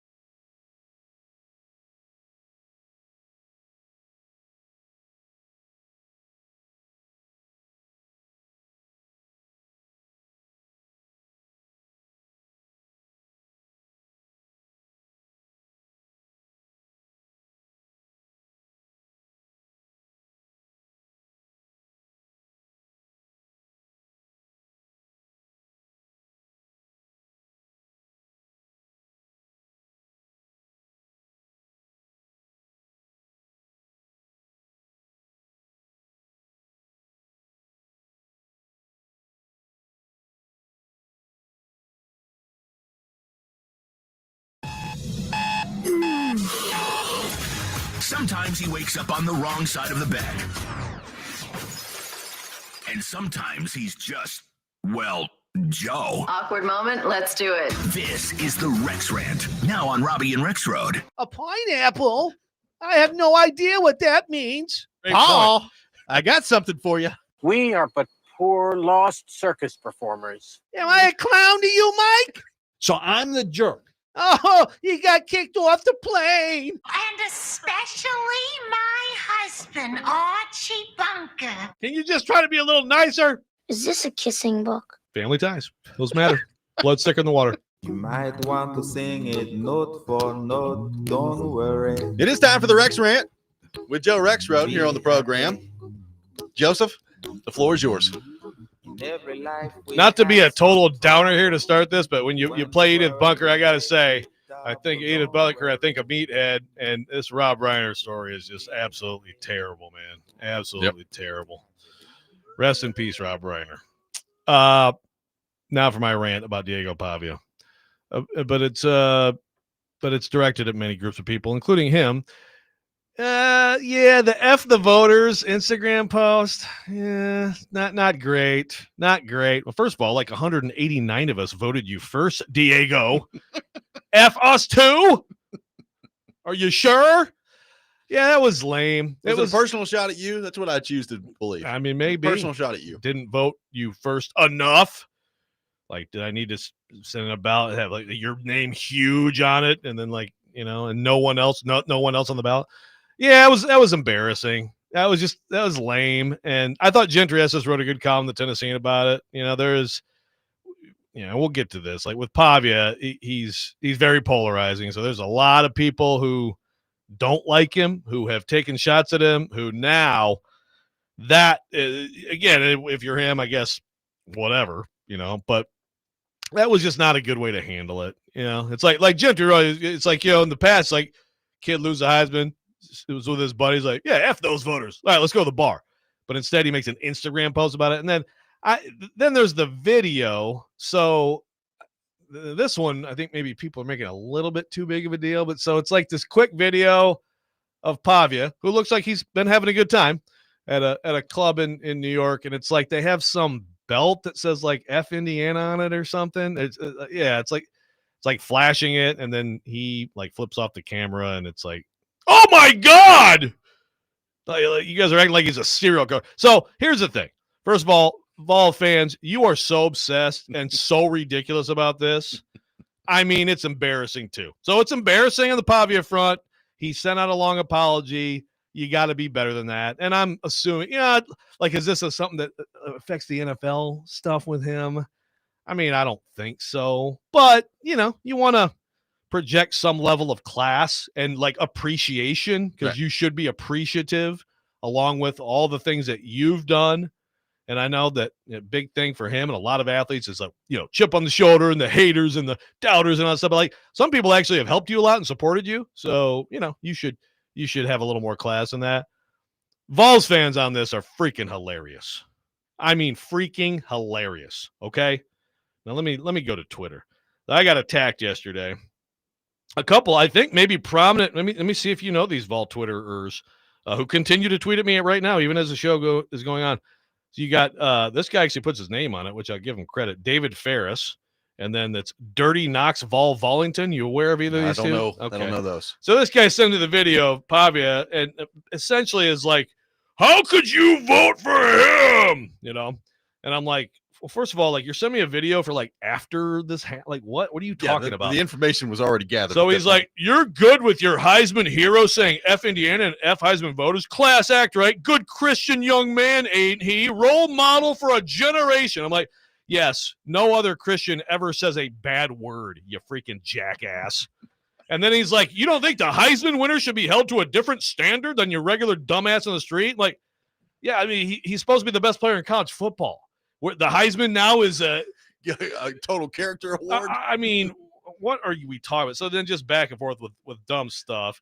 And it's like basically you just want to be a Vandy homer and vote for so Vols fans are obsessed with him. And the Vols fans, I think you pointed this out. It's so reminiscent of Tony Vitello and Tennessee baseball, right? And now I'm going to call out Vandy fans because some of you, they're ruining baseball. Oh, they swore at the umpire, right? Remember that? So when it's the other team and they act like that, and yes, they did go out of bounds. I mean, flipping off a dude while you were running the bases is a little bit too far. Jordan Beck might have said like 19 F-bombs an inch from an umpire's face with spittle flying out of his mouth that night before he got ejected, okay? They did go a little too far, but was it really that big of a deal? Was it really going to ever keep them from winning big? No, they won it all. They're fine. It wasn't that big of a deal. Now Vols fans are seriously acting like Diego Pavia is a serial killer. And I love that. I mean, actually, Jared, he's out there. His Cam Ward stuff is so dumb right now. It's like, just stop. Like, talk about something else. But he's been going back and forth with Vols fans with this whole, like, we would never take Diego Pavia on our team. Yeah. No, thank you, sir. Oh, really? You would absolutely love the guy if he was in orange. Just stop it. So I think that's calling out everybody involved here. I think so. I think you nailed it. Again, so there's plenty, there's plenty of Vols fans on the text line, just all, Pavia classless. He did not handle it well. He deserves to be called out for it. This idea that, like, he's just been this, like, just totally unlikable jerk constantly. I mean, I think we're going a little too far. And I mean, look, you can believe it or not. I mean, he is a great teammate. He's a great teammate at Vanderbilt. He's spoken on his behalf some that came off a little bit maybe cocky, and I get that. But the reality is they love him at Vanderbilt, not just because he was good or won, because he's a good teammate. I mean, he did have his whole O-line out there with him. Are his brothers accounted for after the weekend? That's the only thing I want to know. As far as I know, as far as we know, everything's okay. As far as I know, everything seems. There have been some issues earlier this year. I just want to make sure everything's fine this weekend. Yeah, that was quite a crew marching in for the ceremony. And someone asked me about. I don't know about the Pavia's mom betting props. Yeah, did we come a resolution on that? I mean, they didn't really. I don't remember I watched the whole ceremony. They didn't show her. Probably the underhit, huh? All. I think the underhit on that. And I don't know. And the other stuff, I mean, my gosh, again, the one of them that I'm not going to repeat again, it was already a rant. Like, I still don't know, like, how you possibly determine that. You get somebody from the sports book to come and be like, hey, so just let me know what's going on. Yeah, like, do you have to have someone, like, follow her around with a camera to try to figure? I don't know. But, yeah, look, just all of you guys, Vols fans, you hate him. That's fine. I think you're coming off a little bit obsessed with him now. Again, this guy, David Ferris, his original tweet was like, it was, okay, Nashville Heisman voters got to be proud today. Biased as hell. Vote for the bleepy dude. Will get you burnt. And he tags me, Brent Doherty, Cory Curtis, and David Owen. Apparently, we all voted for Pavia. I mean, it's like, you don't have anything better to do with your day than this? Really? I guess not. It is funny, though. The Tennessee fans screaming about it. The Vanderbilt fans screaming in defense of it. It is a total role reversal. Right. It's very funny. Right. The Vanderbilt fans who would hate him and think he's the worst human on earth if he was in orange. All right? Like, come on. Can we all just admit that? Yeah, exactly. Like, your team, you love it. Not your team, you hate it. Right. We know plenty of those guys in sports, by the way. But I mean, how many people, like, I've talked about this. This is not the same sort of probably not a good comparison. But like Predators fans have hated Corey Perry forever. If Corey Perry ever played here, they'd love it. Gritty. Yeah, I mean, get under their skin. Yeah, baby. It's the same type of thing. I know there's a Preds fan right now who's like, I would not. I would hate him. You're lying. You would. Yeah. I will tell you that if Patty Roy ever became the Red Wings goalie late in his career or something, I would stop being a Red Wings fan. But that's just me. 615-737-1025, our phone number. What'd you do if Brady showed up in the Lions? Like, Brady was born 25 years earlier, and he was with the Lions. I like Brady. Do you? Yes. Okay. Actually, I will say, and Brennan said this yesterday watching. He was like, he's actually not terrible anymore. He's gotten better. That may be the nicest thing you've ever said about him. No, I mean, he's gotten better. He's a hell of a quarterback. I mean, right up there. I mean, Steve Grogan? I mean, some of the greats who've been in the AFC East. Yeah, Chad Pennington. 615-737-1025. Our phone number. Cory Curtis from News 2 will be with us coming up next. We'll get his thoughts on the 37-24 loss by the Titans to the San Francisco 49ers yesterday. Robby and Rexrode, 102.5 The Game.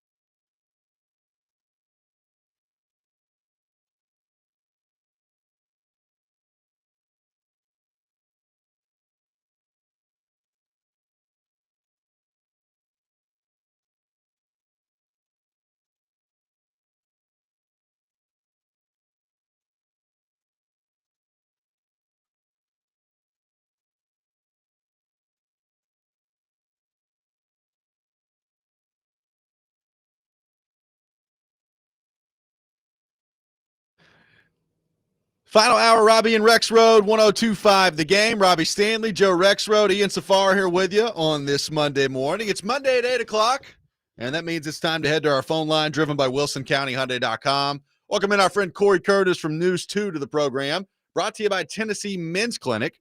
Cory, good morning. How are you? I'm really, really delightful. How are you today, Robert? Not very good. Not very good. No. What could have possibly happened yesterday to ruin your mood? I feel like you're taking a little bit too much joy in this. A little bit too much joy in the misfortune of others out there. Jeez. Tearing ACLs. Yeah. And Cory's as happy as can be. I am not happy that anyone got hurt, but I will always revel in your defeat. Oh, thank you. It's good to know. Yeah. Thank you. Yeah. It is setting up for a, potentially non-full strength Packers team to come up and still beat the Bears on Saturday. That'd be fun. Okay. See how it goes. Maybe they could trade for Aaron Rodgers, get him back. They don't need him. I think they're fine at QB. Yeah, they're fine at QB. Well, need somebody to rush the passer now, though. Yeah, he could be a pass rusher. Maybe so. There you go. He's put on a little bit of weight. Probably could hang in there. That is terrible. That is terrible. I mean, I love to watch Micah Parsons play. So that is not good for anyone. It is not. Probably good for Caleb Williams this week, but we'll see. I mean, I understand what you're saying. I like to watch football. I like to watch really good football. And, like Patrick Mahomes. Yeah. And nobody wants to see him get hurt. I mean, regardless of how you feel about the Chiefs, nobody wants to see him get hurt. No, absolutely. So the Titans score into the 20s again. So, hey. Third time in 4 weeks. That's right. The offense is heating up a little bit. They fall 37-24 to the San Francisco 49ers. Cory, we talked about, Cam Ward earlier. The numbers are good in this game. Made some good plays, made some good throws. Also missed a couple of throws that you can't miss in an NFL game, which seems like we talk about that a lot with him. So overall, what did you make of Cam Ward, and what do you make of the current trajectory that he and the offense are on? Well, you asked about Cam Ward, so we'll start there. Good, not great. Like you said, the deep ball to Van Jefferson, it's got to be complete. That's a potentially game-changing play. He is wide open. He's got room to throw the football. It needs to be complete, and it's a tie game probably if he completes that pass. And look, are the 49ers still better? Yes, they are. But it's like me when defensive backs drop interceptions that hit them right in the hands. Those plays you got to make. Yep. And as a quarterback, that's a play he's got to make. I thought the beginning, for much of the game, I really thought he looked calm out there, though. I really did. I thought his ability to handle pass rushers, without freaking out was good. And the way he kept his head upfield, he has stopped running the ball again, which is a little bothersome at times. If you look after the 2 games where he ran the ball effectively, he's pretty much just stopped. So I don't understand that. But he was calm. He's thrown 2 touchdowns for 2 games in a row. I think there's something to that. We were wondering if he was going to get to double figures. He's in double figures now. But the most important thing to me is I wanted to see the offensive line prove last week was not a fluke. And they largely did that. Over 130 yards rushing, and just look at the touchdown pass to Gunnar Helm and look at the pocket Cam Ward has to throw from. He could pitch a tent back there and start a fire. He's all set to go. And so the offensive line is playing better, and I think that's a big reason why you see 24 points or more 3 of the last 4 games. And so that's promising. That's a terrific segue. I was going to go offensive line, and you led me right there, Cory. All right. So first of all, a few things on that we've discussed today. Someone was like, oh, so Bill Callahan leaves, and now the offensive line gets good. But what can we take from this late season surge forward? I think Skoronski's been good all year. Corey Levin looks like they're getting better center play than they were. with Cushenberry, but is Corey 11, a long-term answer? And then obviously to me, the big thing, as we've talked about before, is J.C. Latham finishing the season strong and making the front office feel like, okay, he's going to be fine. We don't have to be thinking about 2 tackles coming up in the near future. He's going to be okay. So from what you've seen of this group, what do you think means something moving forward?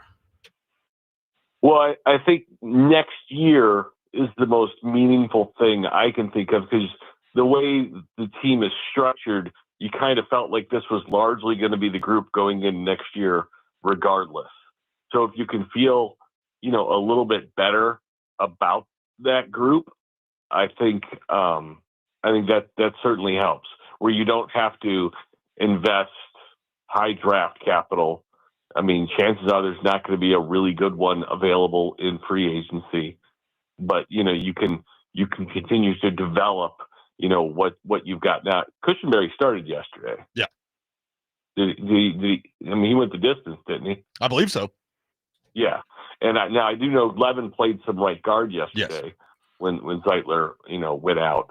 And Levin's never been a problem as far as I'm concerned. In his entire time with the Titans, every time he's played, I feel like he just gets cut. He'll just get cut and come back and be fine. Play well. But he's never been a guy where you're like, oh man, they exploited him today. And so I've never known this anxiousness to get rid of him because he always seems to have done okay. But I think, kind of what you're touching on, banking, going into next year, there isn't quite so much urgency to put offensive line help at the top of your list of, not having to use another high draft pick, actually using a high draft pick on a receiver and an edge rusher or a cornerback, some of these prime positions that you really need to fill, or running back, getting younger at that position, something that you can do. I think it gives them more leeway in the draft. So Corey, the last couple of weeks here, we've talked with you about Denard Wilson and the job that he's done this year on a defense that we know is devoid of talent in a lot of places, particularly at corner right now. I mean, they've traded away their corners. They're highly paid corners, not out there, not available. And you're trying to scrape by. Yeah, exactly. You're trying to scrape by. And, the last couple of weeks, Shedeur Sanders put up 350 yards or whatever it was on a Browns offense. It's not any good, as we were reminded of again yesterday.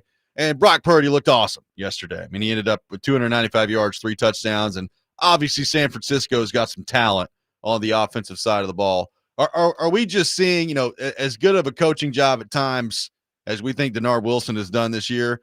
Are we just seeing at the moment the lack of talent on the back end being something that the Titans defense is just going to have a hard time overcoming? Well, who were they down to at their second safety yesterday? I mean, my goodness. They were down to Kendall Brooks. Yeah. And I love Kendall Brooks. He's from Swansea, South Carolina. And I've actually been to Swansea, South Carolina. Really? But, yeah. It's one of those one stoplight towns that loves football. But, no, I mean, look, he's got Darrell Baker, who's, he was a waiver wire claim last year and has played some decent football for this team. But, you've got him and you've got, a 6th round pick in Marcus Harris, who's done well at times for you at corner. But I mean, what were all these guys on the depth chart when the season started? Yeah. They were either, practice squad or not on the team. And, we've seen teams fill in against the Titans and still get it done at times. But over the long haul and against the really good teams, you tend to get exploited. And so they got exploited yesterday. And Brock Purdy played really well. I mean, he did. But, Ricky Pearsall looked pretty open. Okay. Sure did. He looked pretty open. And so they certainly took advantage of a depleted secondary for the Titans. Denard Wilson's got a pretty tough job right now. Okay, Corey. So I'm assuming since you were tagged along with me by this David Ferris, who apparently Big Joe would like to meet in public somewhere. Okay. You must have voted for Diego Pavia first then? Is that right? You voted him first? Yeah, I put out my ballot Saturday night. I voted Pavia, Mendoza, and then Jeremiah Love. And that's the exact same ballot as me. Same ballot right here. The staggering hate I have gotten from Indiana fans and I think Texas Tech fans is unbelievable. I've had some Texas Tech people too. Like, it's like, I mean, come on, man. It's a defensive play. Like, he's a good player, but calm down. I just went off on Tennessee fans who are obsessed with him, Vandy fans who used to say the same stuff about Tony Vitello and the baseballs. That now it's like everybody say the F word is a beautiful thing. And then Pavia, I think, did not handle this well with some of the stuff. Like the Instagram post ridiculous. But what's your overall takeaway from the whole thing? I mean, look, I voted for Pavia because I thought he was the best player, and there's nothing that is taking away from that. I mean, I don't want to go over the arguments, and anyone who is like staggeringly upset that you voted for Pavia first or Mendoza first or Love first. I mean, guys, these are the very best players in college football. We're splitting hairs between the very best players. And you're acting like how do you dare have the audacity to vote for this guy? And I'm like, well, I watched him play. All right. I didn't just see the V on his helmet and not vote for him. There were 189 of us who voted him first. And actually every region of the country, by the way. And I had somebody say, well, 2,400 people disagreed with you. And I didn't even respond to that because I'm like, well, you don't even understand how the vote works if that's what you think. You have no idea how this system works. Yes. I mean, look, if you voted for Mendoza first, I understand. He's the quarterback on a 13-0 football team that won the Big Ten and put up 13 points in the Big Ten championship game. I get it. I mean, he's the best quarterback on the best team. All right, sure, I get it. And I'm not gonna disparage you for your vote. The attacks are ridiculous. I do not understand. I haven't been this attacked on my ballot this much since I voted for Christian McCaffrey over Derek Henry. That was a good one. Oh, the Bama fans come after you? Oh, boy. Oh, my God. I was told I should lose my vote. I was so irresponsible. Oh, sure. I'm like, have you looked at McCaffrey's numbers? He's got all the return yards. I'm like, exactly. He does everything. That was a great race. That was 10 years ago, I think. Yeah, 10 years ago. Yeah, it's the best. That's the best Heisman race that I can remember for me. That I can remember. I mean, I went Henry, by the way. I don't know about for the record. Bama fans. No, you can go Henry. Yeah, you can go. Neither was wrong. Neither answer was wrong. Just like this one with the quarterbacks. Totally. That's exactly right. Neither answer. You don't have to call people stupid or hate them because they had a differing opinion from you. All right, Doug, two things very quickly, Cory. Number one, how much does it suck do anything quickly for Patrick Mahomes not to be playing here in Nashville this week? Torn ACL, rough deal there. And number two, I know that, around here, Titans fans, not very fond of Colts, not very fond of the Jags. But were you just kind of a little bit pulling for Phillip Rivers to finish that one off yesterday? Not at all. Wow. No respect for the old man. No, I don't hate Phillip Rivers. I liked Phillip Rivers when he played for the Chargers, and watching him throw the ball was brutal yesterday, by the way. I mean, that delivery is just...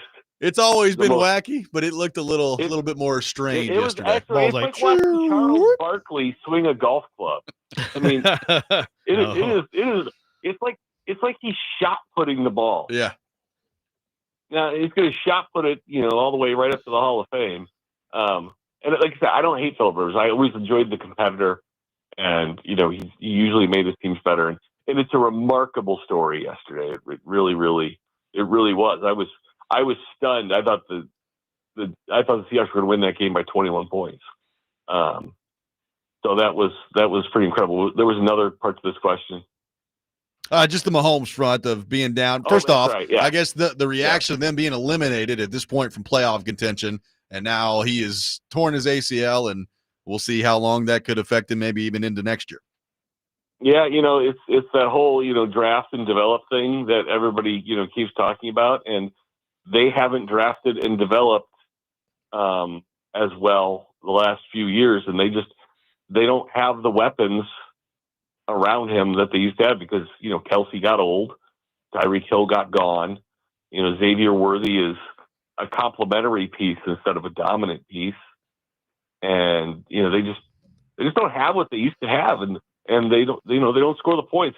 Still, Mahomes is top 5 quarterback, and there hasn't been, you go to Nissan Stadium this year, and the home team's not great, and so it's like not having Mike Parsons on the field. I mean, you want to see the best players play. I mean, I know there's a lot of people who bought a ticket to that game, and it wasn't to watch Gardner Minshew play. And that, no offense to Gardner Minshew, but he's not Patrick Mahomes.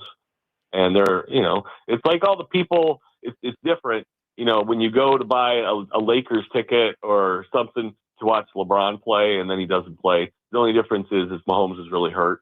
And so it's you can't be mad about it, but it's got to be disappointing.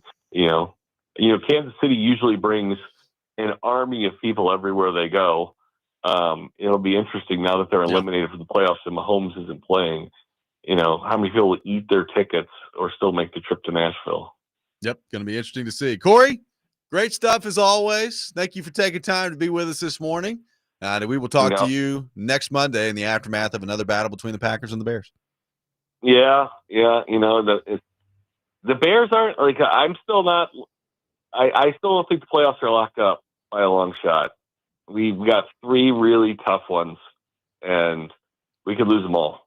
We'll see. And that's just reality. So we'll see. We will see. Cory Curtis, brought to you by Tennessee Men's Clinic, joins us every Monday morning at 8 o'clock here on the program. We will react to what Cory had to say. Titans lose 37-24 to the San Francisco 49ers. We'll get into Cam Ward's performance coming up next. Robby and Rexrode, 102.5 The Game.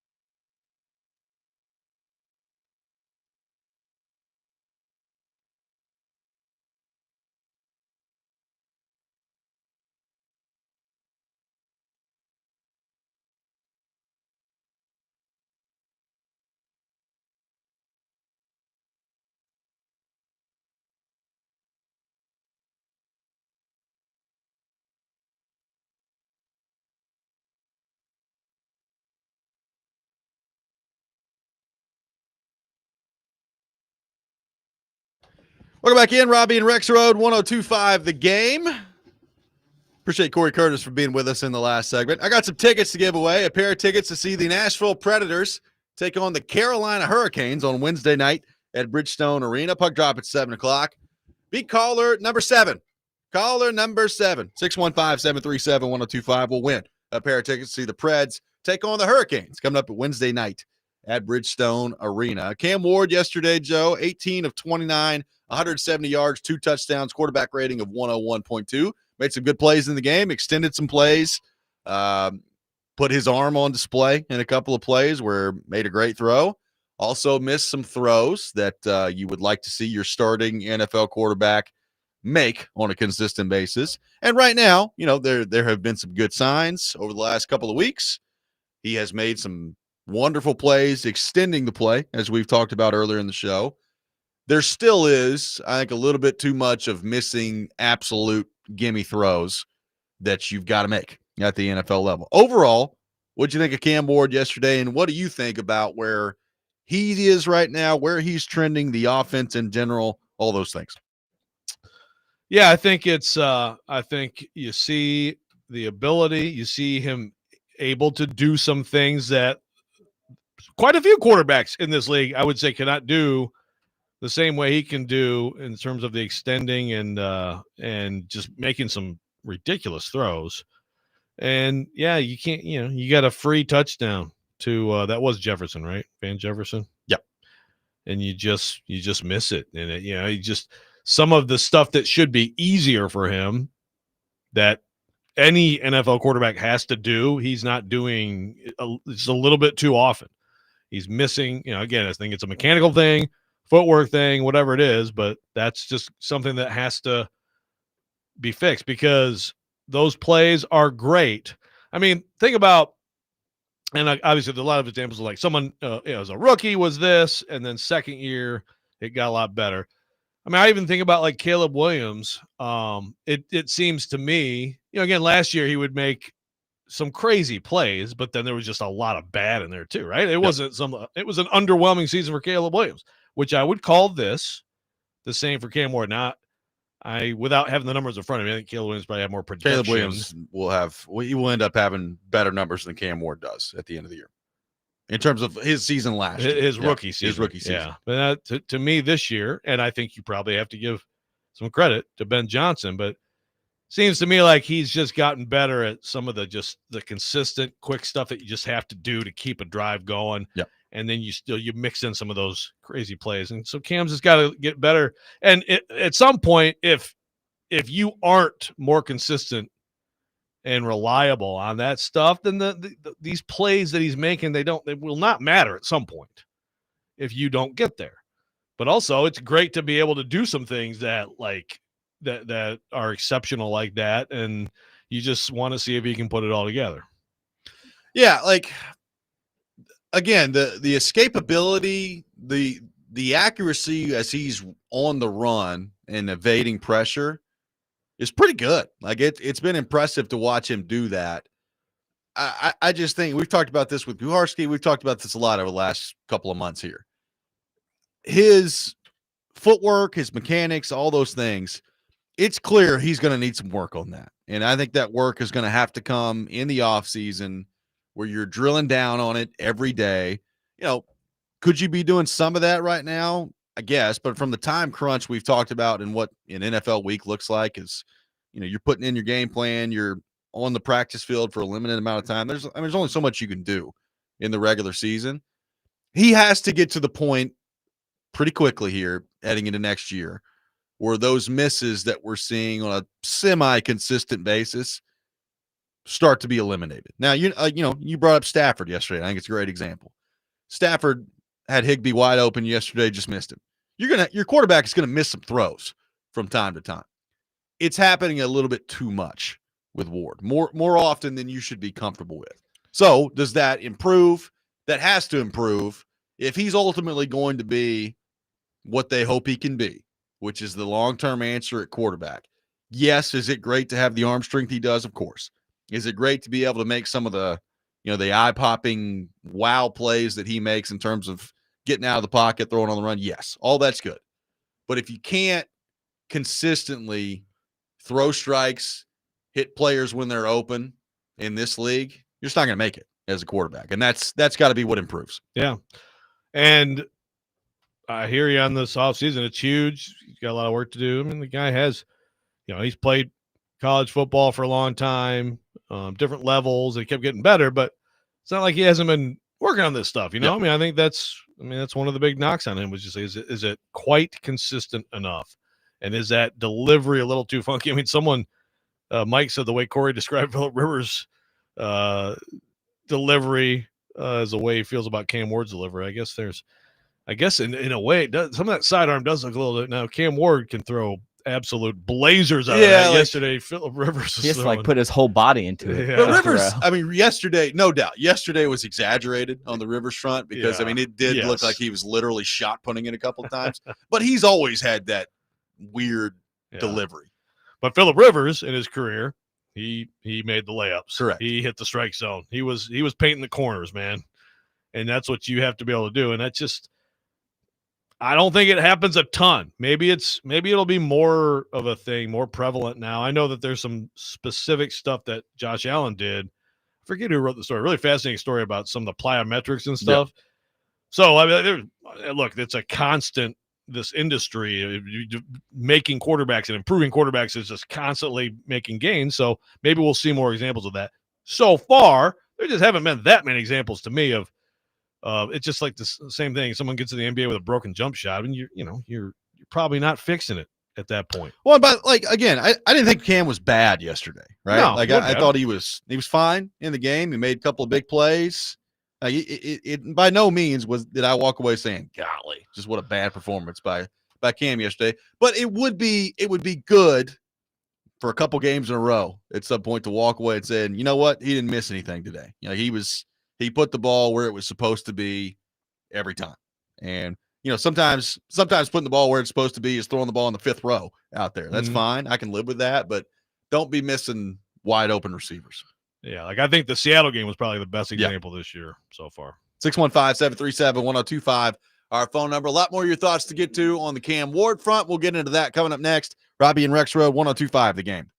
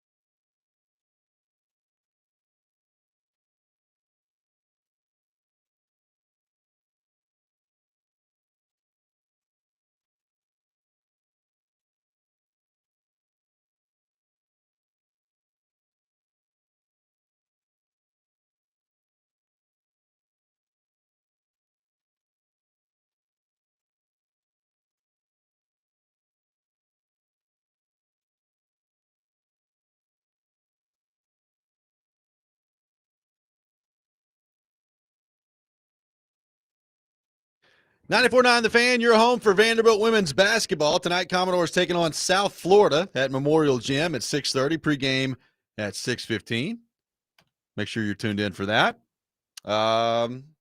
Big week for South Florida, too. Still waiting a result on the football front from your Pigskin Pick'em. Yeah, man. Don't let me down. That's my lock. You guys didn't get your locks. If I get my lock, I make a little bit more progress. Gain it a little bit. We'll see what happens. Let's head to our phone line, driven by WilsonCountyHyundai.com. Welcome in Trey to the program. Trey, good morning. Thank you for calling in. Good morning, guys. How y'all doing? Good, buddy. Good, Trey. Hey, I watched maybe 2-3 series of Cam yesterday, and I would have to say progress. Yeah, that's progress. I would have to say that he's not good. All right. And I say that because I seen one play where the ball was snapped and big dude was trying to chase him down, and then Tim DK was sitting right there to get the ball, and Cam looked at him and he even throwing the ball. Like, what is he doing? And then I was just like, man, I was like thinking, he has talent, but he doesn't have skill. And I would rather have skill over talent. And he should be trending upwards by now so we would know what we were getting, next season. But he's not even doing that. But I just hope the best for the Titans. And y'all have a good day. Love y'all. Y'all have a good, blessed day. See y'all later. Bye. Thank you, Trey. Appreciate it. Bye, Trey. Joe, we got He's not good. Not very good. I watched a couple series, though. Now, I didn't get to ask Trey, did you listen to the rest, or did you just watch part of the game? Like, was it like part listen, part watch, or just watch some of the game? Good question. Well, that's Trey's on the side of the eternal debate. We got Adam in Portland, another, frequent caller who says, here's my question. Is there a quarterback in the league that's been put in a worse situation than Cam Ward? If not, then we have to wait until he gets a new regime before we can judge him properly, in my opinion. So I think it's fair to look at the surrounding cast for sure. I don't think that it means you can't detect anything about a quarterback in that situation. I mean, Cam Ward has had some clean pockets this year and open receivers this year. He's made some plays. He's missed some plays. Then there's the side of Trey, which is he's not good. Not good. Let's welcome in Adam in Portland to the program. Adam, good morning. Thank you for calling in. Dude, I want to do a radio show with Trey so bad. Like, I would just love to talk. I just want to talk to him. It doesn't have to be recorded, man. I just want to talk to this guy about the Titans. Anyway. Adam and Trey. I like it. Let's do it. It'd be sweet, dude. No, hey, check it out. So I've never felt like this in 26 years. I've been so over this season. Like, I've been ready for the season to end. I've never been like that, man. But, like, we're just not getting anything out of it as fans. I don't know what we can see. Even seeing Pollard run pretty good, I'm like, all right, but he won't be here. So who's it helping? I don't think half of our line's going to be there. I don't think Cam's getting anything out of it except worse. Like, I think he's getting a little bit worse. But I don't know, dude. I'm a miserable fan this year, and I know we're all set, but, like, I've never been to the point where I've waited for the season to end so early. I don't know. That's where I'm at. Thank you, Adam. Appreciate the call. I think it's a combination of a couple things, because I don't think Adam is alone there, and I think you've seen some of that reflected in the attendance at Nissan Stadium. It does kind of feel like a slog to get to the end here, but it's the combination of them being as bad as they are right now and as bad as they've been over the last 3 years. Like, it's a long stretch that Titans fans are dealing with right now, and you're hoping at some point that you're going to climb out of it, but right now it's not great.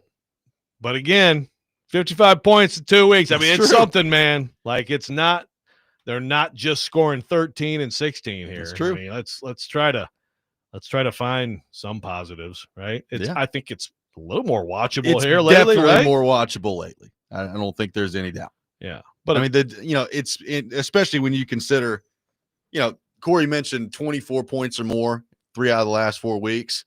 Well, the week that they didn't was one of the most unwatchable weeks that they've had, which, by the way, is saying something in that Jacksonville game. I mean, it's brutal.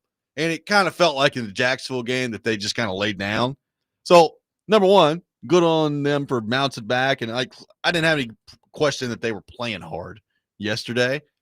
It's been better to watch the last couple of weeks. Obviously, you won one of those games, so that it helps too. But the offense is making some plays out there on a relatively consistent basis, which is better than we've seen at several different points this year. Yep.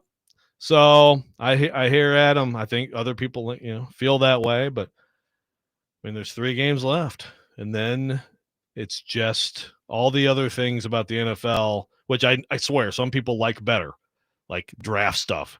And then you wait so long for another football game that actually counts. So I'm just saying, maybe you should savor these. Titans got a chance to beat the Chiefs. They do. Maybe think about uttering that sentence heading into the year. Titans got a chance to beat the Chiefs on Sunday. What do we have a line, by the way? It's Chiefs by 3.5. Wow. So if yesterday's like the Chiefs win, which they should have, they're up 13-3, and they completely botched that game, and he doesn't get hurt. What's the line? Chiefs by 9. Yeah. I said cheats, not Chiefs. Chiefs. Sorry, not cheats. Yeah. It's yeah, they have a chance. I mean, I guess again, if you're the Titans fan looking at that draft position, you're like, actually, I'd prefer Mahomes and the Chiefs in a playoff hunt coming here to Nashville.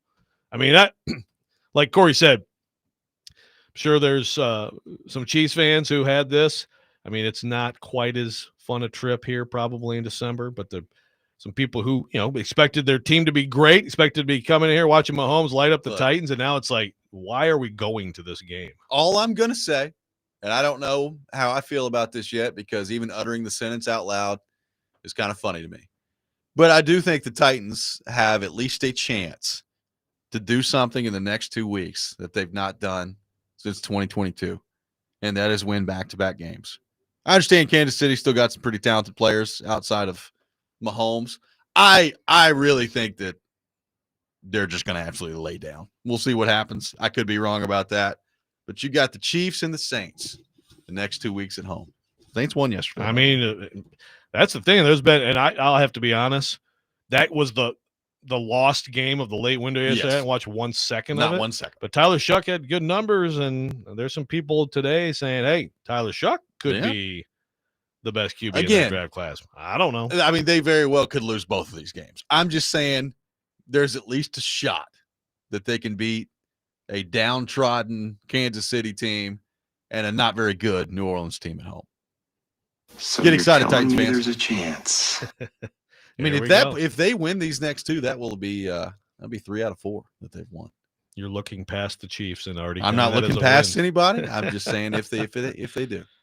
I think you should. I'm trying to talk myself into some wins. I think we should lock you in for Titans lock for the next 2 weeks. That's what I think. You know what? Fine, do it. Okay, there we go. Put him down. He said it. That's probably not good. We need to make up. We need to make up some ground. I think I picked the Titans to win twice this year. Once against the Colts, that did not go well, and then a couple of weeks ago, it was Jacksonville. Yeah, in Jacksonville, I picked to win because that Duval. Basically of the Duval stuff. after they'd played well against Seattle. Yeah, exactly. Yeah. And Duval, they got absolutely crushed in both of those games. So sorry, Titans fans. Yeah, but you can still lock them covering. That's fine. I can. Yes. Yeah, it's still open. 615-737-1025 is our phone number. 615-737-1025. Take more of your thoughts on the Titans' loss to San Francisco yesterday. Robby and Rexrode, 1025 The Game.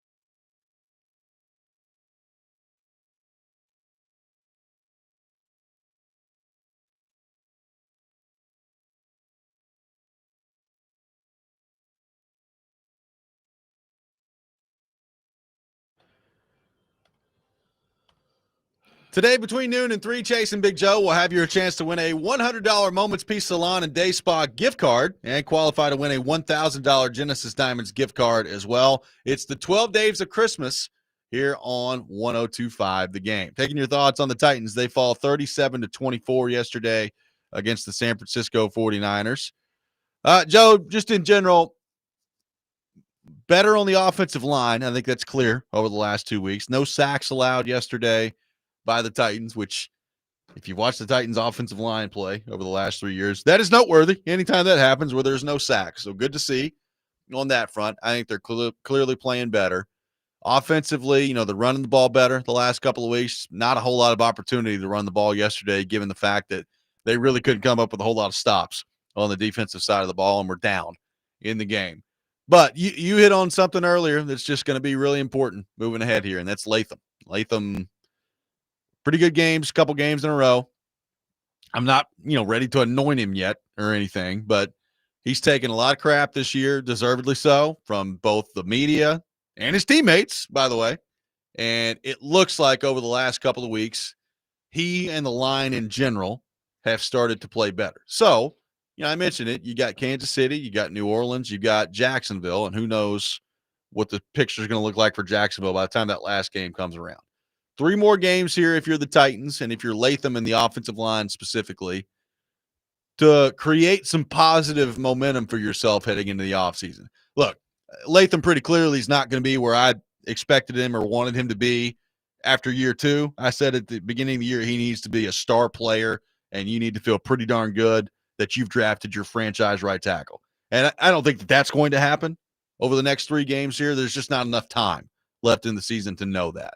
But with as bad as it was looking a few weeks ago, if he shakes himself out of it and ends the season on a high note in the last 5 games or so, I'll take it. And then you hope for that continuing to kind of carry over in the next year. Certainly a much better situation if it plays out that way than it was looking like it was going to be a couple weeks ago.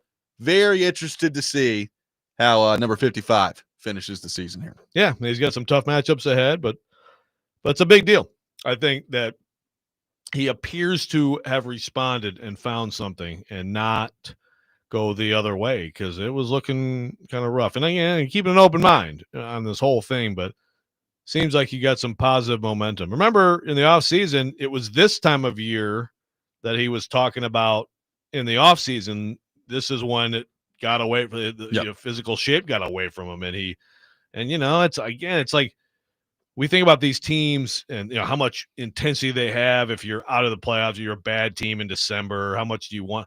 But it's also like, how disciplined are you during the week? How much are you preparing? How much are you lifting and staying on top of everything? It's all, it's a challenge. I understand any of us would be like, hey, I'd take that challenge. Give me millions to play football. I'll go ahead and you'll see me on the treadmill. But eating, all that stuff, if you're a big person, that stuff can get away from you. And so knowing that a year ago, if it's the other way this year with being in shape, playing some of your best ball, having some momentum, that's a big deal because they just can't be in a situation where they know they have to have 2 tackles drafted, like basically have to draft 2 tackles in the top 3 rounds of the next couple drafts. If you could knock one of those out, not have to worry about it, and get to the point where, actually he's worth paying in a second deal, that's you need way more of those stories than you have right now in this franchise. Dennis on the text line asking what we think the future of Tavondre Sweat is, and that his expectations for him heading into the year were very high. Speaking of big people who need to probably limit intake of things, he flashes here and there. He's decent. He looks, to me, he looks pretty out of shape. You could see that, like, if he got himself in better shape, he has quick feet. He has the ability, I think, to make a lot more plays, but I don't know. I think it's a huge offseason for him too. And I agree. It's been quite a disappointment. He's overall, like, okay, who's the bigger disappointment so far, Sweat or Latham? I would say Sweat.